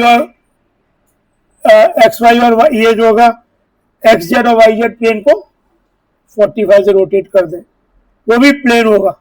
लेकिन 3d स्क्वायर है, उसकी दो सरफेस होंगी, प्लेन नहीं होगा। तो हमें पूछा है प्लेन, तो आंसर हो जाएगा 13 11, 3 और नहीं ठीक ही है, 3 और 8 11, ठीक 11 हो गया प्लेन्स, और टोटल सरफेस चाहिए होती तो 13, पर 11 को प्लेन्स पूछ रहे।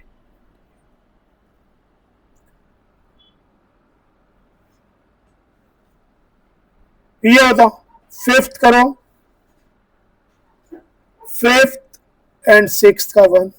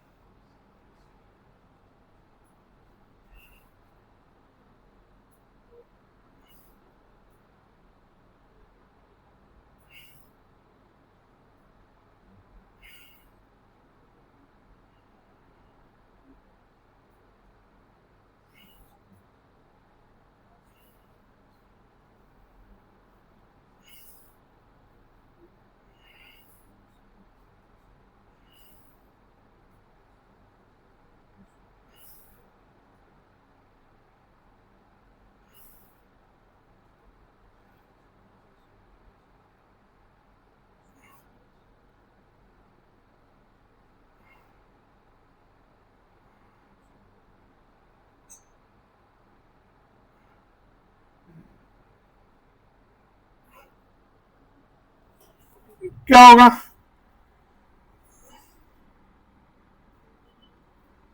the d orbital with which has two angular nodes.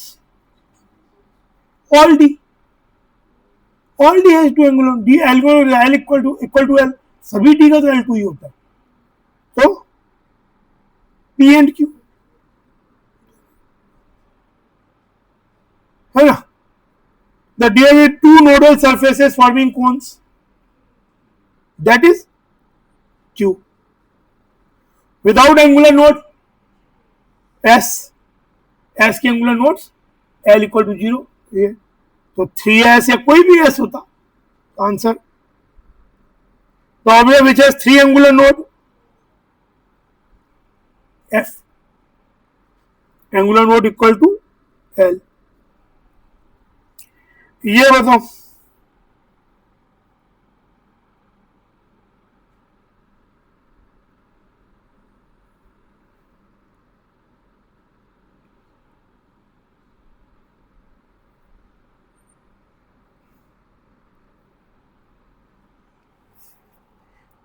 Are मतलब रेडियल वेव फंक्शन, ये पी आर.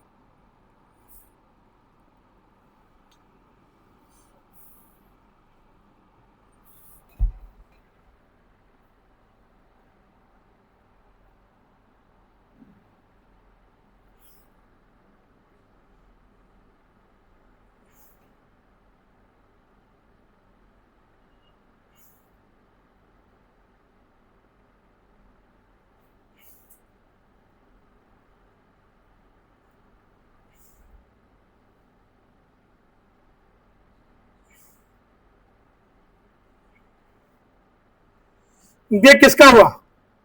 डेफिनेटली पहले तो एस का कर्व है, क्योंकि it's starting with some finite value.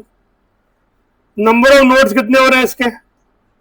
3 है ना, तो यानी n minus 0 minus 1 equal to 3, n equal to 4, it is 4s.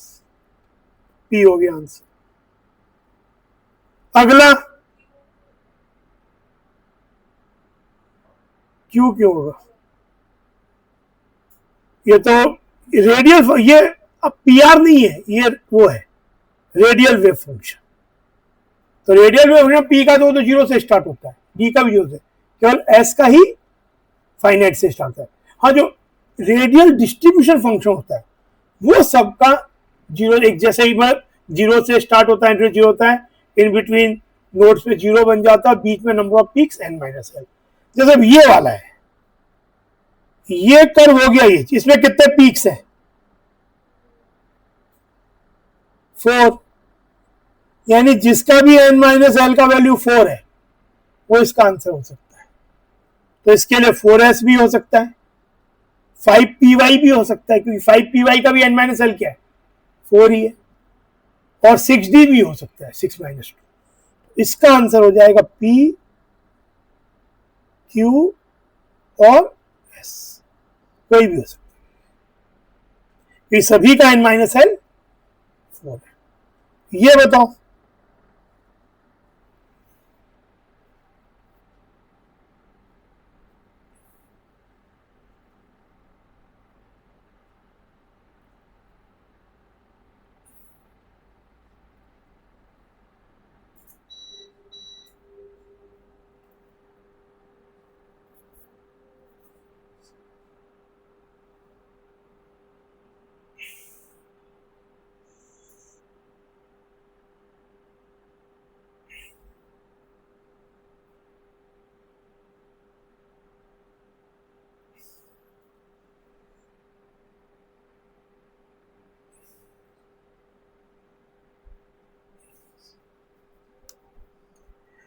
मैं इसमें क्या होगा? एस को छोड़ के बाकी सब एक ऐसी होता है जिसका एंगुलर प्रोबेबिलिटी क्या हुआ? ए स्क्वायर. तो थीटा 5 पे केवल एस ऑर्बिटल का ए जो होता है वो इंडिपेंडेंट ऑफ थीटा 5 होता है, बाकी सब थीटा 5 पे डिपेंड करते हैं. तो डिपेंडेंट ऑन थीटा 5 तो क्या होगा? Accept S. एस को छोड़ के बाकी सब आंसर, यानी पी, क्यू और क्या बोल रहे हो? तो पी का एस है, तो क्या क्यू और Q and S, Q and S हो जाएगा। एटलीस्ट वन एंगुलर नोड, ये भी क्यू एंड एस, क्योंकि एस ऑर्बिटर का जीरो होता है, हमें जीरो नहीं चाहिए, एटलीस्ट वन चाहिए, तो आंसर इसका आंसर भी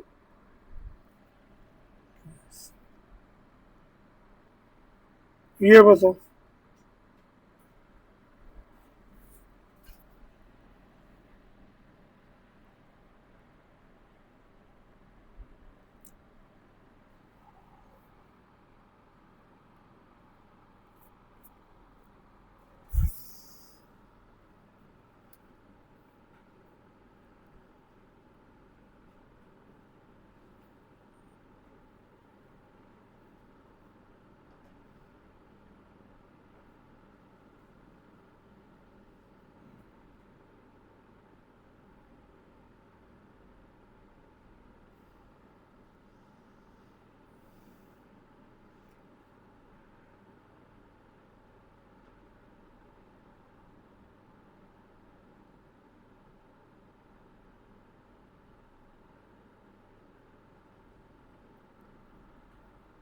सबके सब ये दिए हुए आरडीएफ, तो 3s के पीक्स कितने होंगे?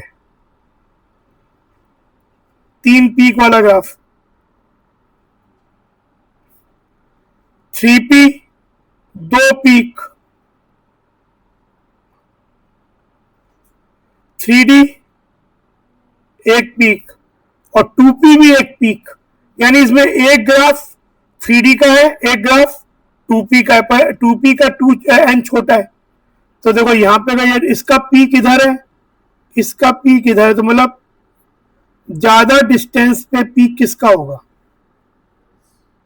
3d का, तो ये 3d और ये, अगर ये नहीं दिया तो दोनों का यही होता रिप्रेजेंटेटिव ग्राफ, पर दोनों दिए मतलब उसमें भी डिस्टिंग्विश करना।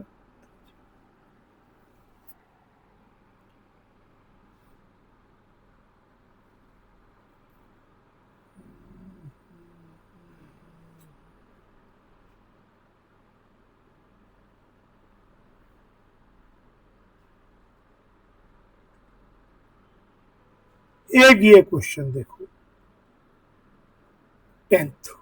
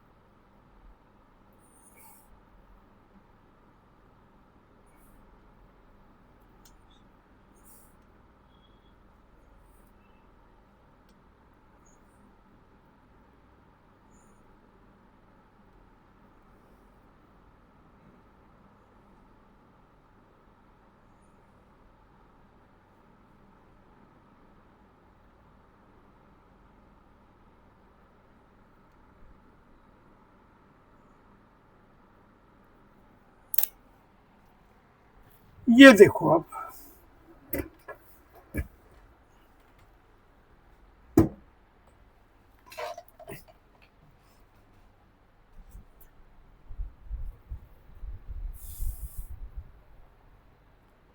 डायरेक्शन क्वेश्चन नंबर 1, 2 एंड 3 करने।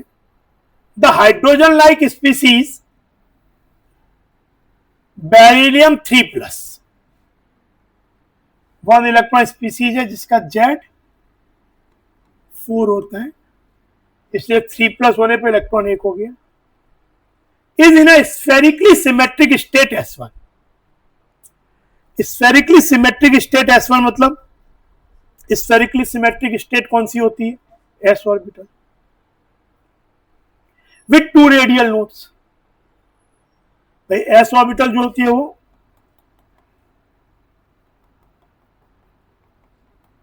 स्फेरिकली सिमेट्रिक होती है पूरी की पूरी। बाकी जैसे px है वो x एक्सिस के अलोंग स्फेरिकली सिमेट्रिक होती है, py y एक्सिस के अलोंग स्फेरिकली सिमेट्रिक होती है, लेकिन ये ओवरऑल स्फेरिकली सिमेट्रिक है। पर यानी जो जिस स्टेट में ये इलेक्ट्रॉन है वो हो गया ns, बट ये बोल रहे हैं इसके 2 रेडियल नोड है, मतलब n-0 - 1 equal to, hence S1 is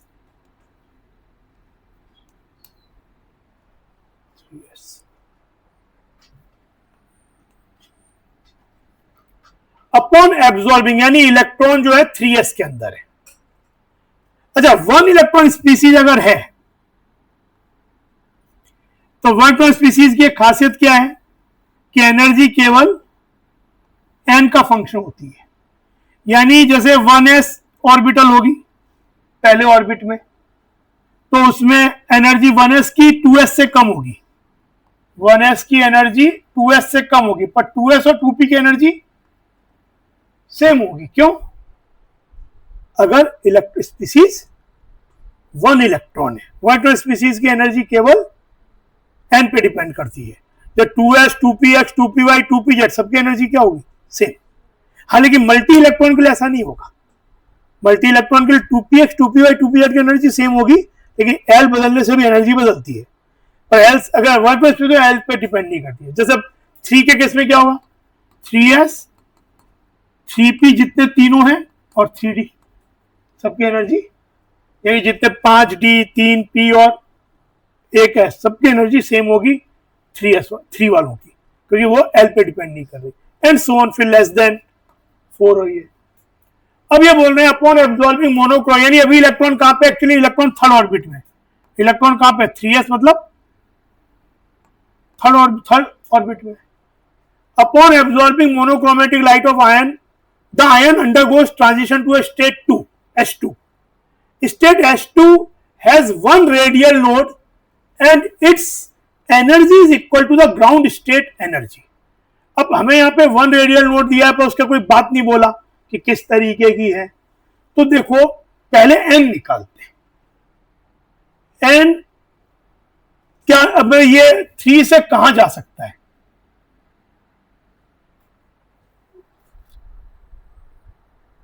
State S2 has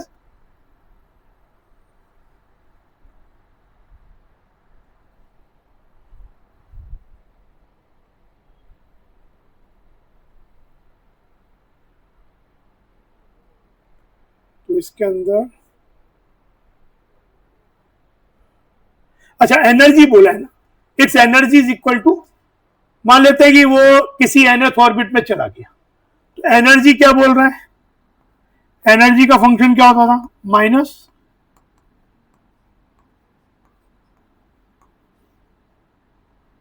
और ये एनर्जी किसके बराबर बोल रहा है? मतलब अभी ये ऐसे में चला गया, किसी स्टेट में चला गया तो एनर्जी ऐसी है, जो कि किसके इक्वल बोल रहा है?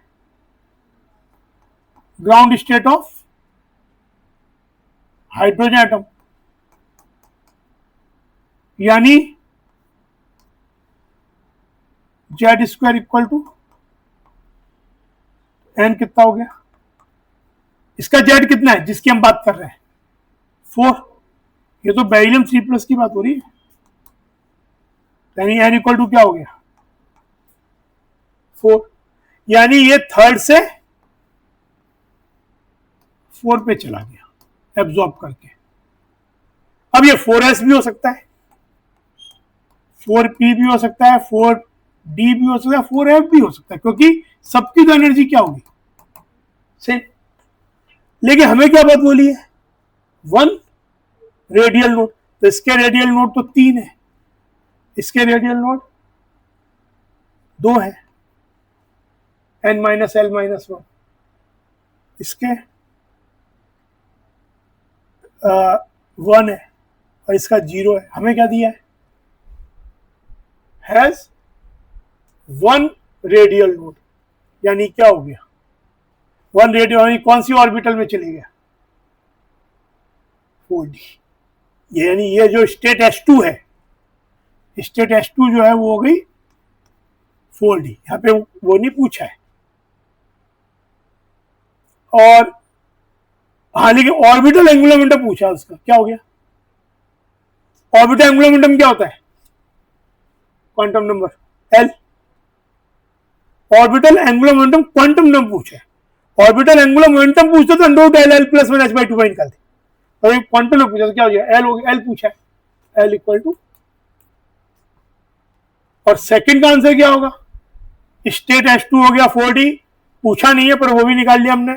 फिर पूछे ऑर्बिटल एंगुलर मोमेंटम क्या होगा उसका, अंडर रूट 2 प्लस 1 √6 h/2 और ये पूछा कि जो स्टेट S1 है उसकी हाइड्रोजन एटम के टर्म में ग्राउंड स्टेट एनर्जी के टर्म में क्या एनर्जी होगी, तो स्टेट S1 की एनर्जी, स्टेट S1 क्या था 3, तो स्टेट S1 में जो 3 में एनर्जी होती है वो हो जाएगी मतलब माइनस 13.6 4 स्क्वायर बाई 3 स्क्वायर, और हाइड्रोजन क्या होता है ग्राउंड स्टेट में, तो रेशियो ले लो, क्या हो जाएगा 16/9 EH, तो एनर्जी ऑफ S1 इज 16/9 क्या है 1.77 आ जाएगा, समझ में।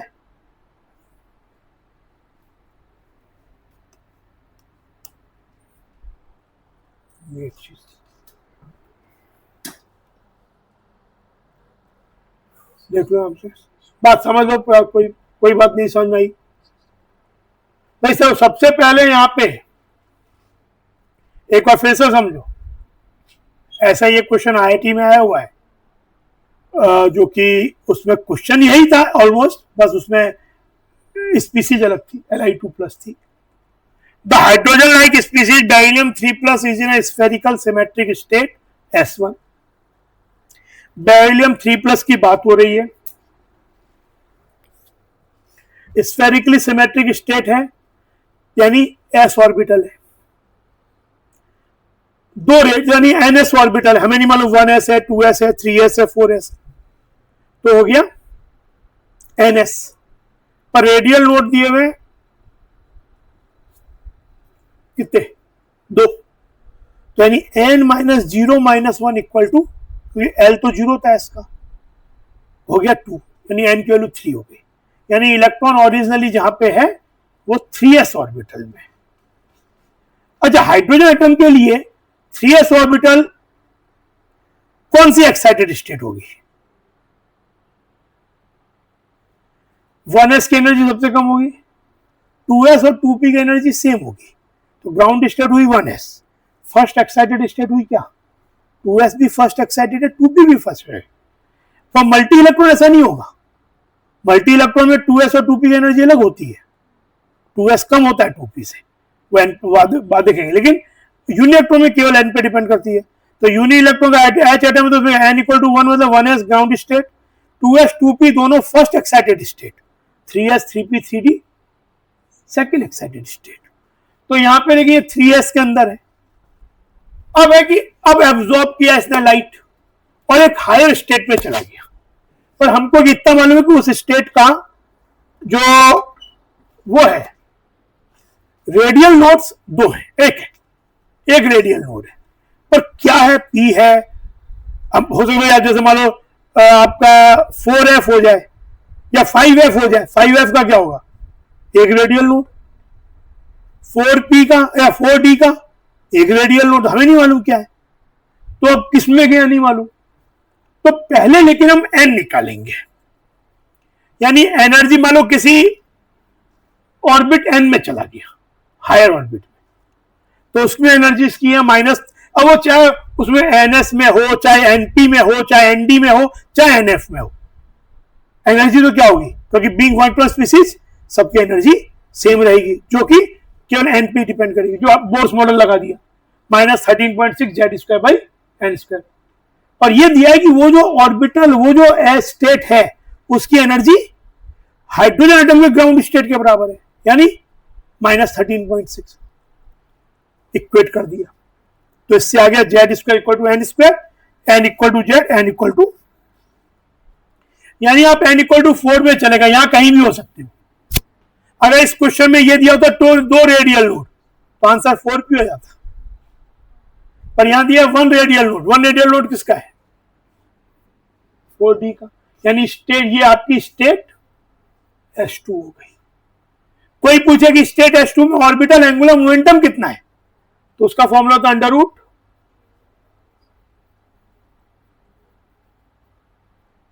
तो मैं √6h/2 पे निकाल देता। पर हमें नहीं, हमें पूछा है orbital angular momentum quantum number क्या है स्टेट S2, यानी L की वैल्यू, L इसका कितना है 2। फिर ये पूछा है कि जो स्टेट S1 है, मतलब 3s, उसकी एनर्जी हाइड्रोजन में ग्राउंड स्टेट के टर्म में क्या है, तो E ऑफ 3s जो कि स्टेट 1 है will be -13.6 4 square by 3 square. और हाइड्रोजन ग्राउंड स्टेट क्या होता है,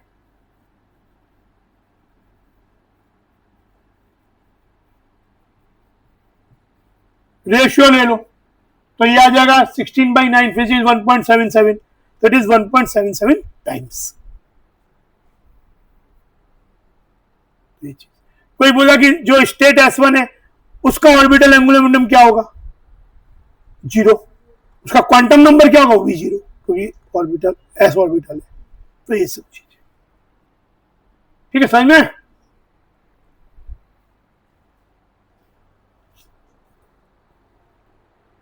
जैसे कोई पूछे, ऐसे हो तो जो नेक्स्ट क्लास में आएगा उसी को, तो ये होगा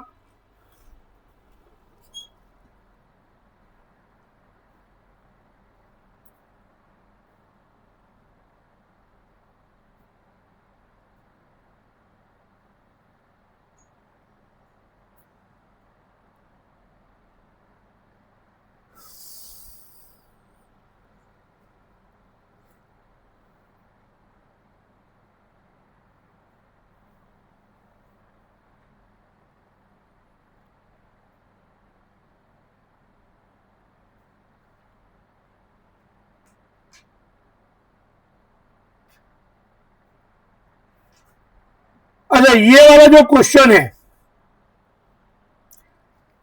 ये IIT में आया हुआ क्वेश्चन जो था,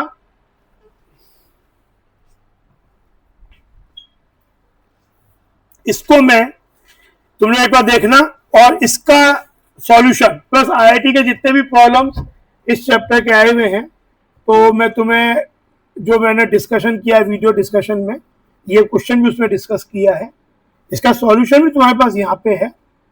वीडियो सॉल्यूशन, वीडियो सॉल्यूशन देखना तो मैं भेज दूंगा, पर उसमें केवल यही नहीं है, उसके अंदर बाकी भी क्वेश्चंस हैं, जैसे बताता हूँ।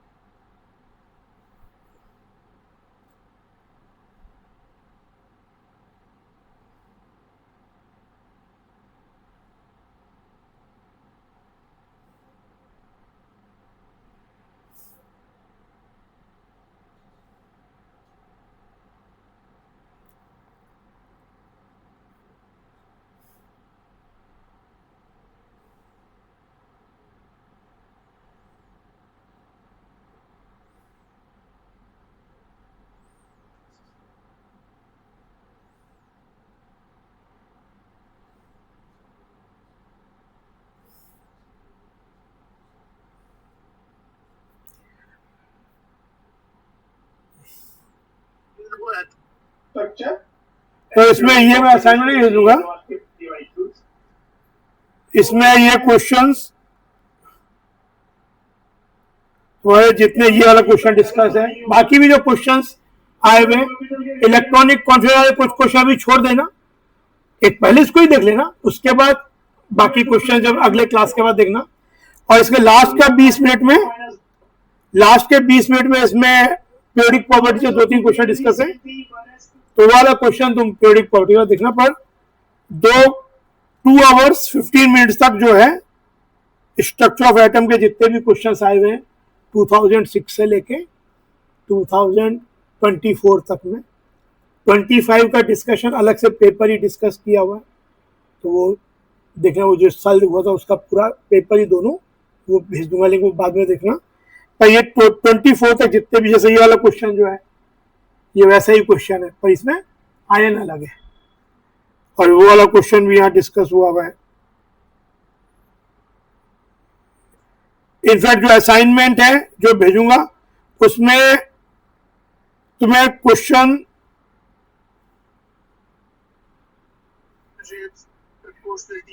इस पे भी काफी क्वेश्चन आ जाता है।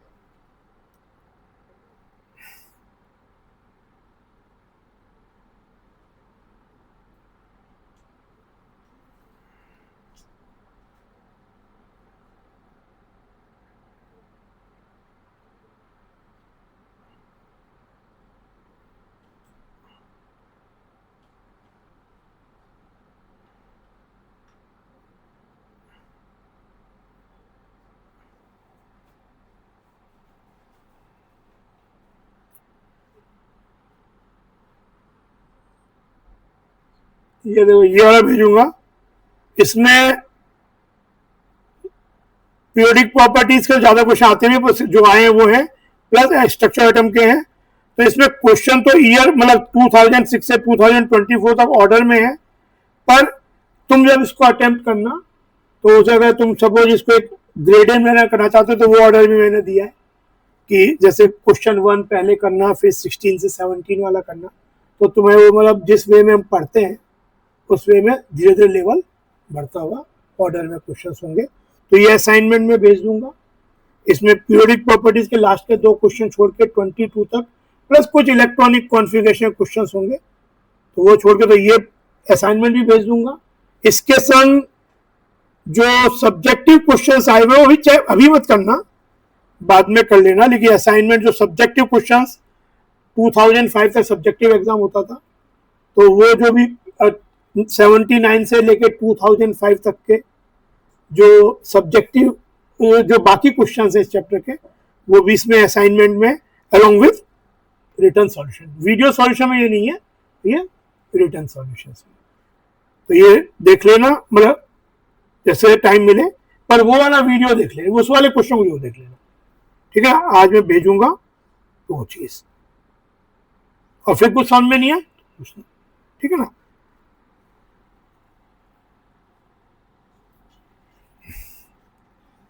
ठीक है, आज यही छोड़ते हैं। और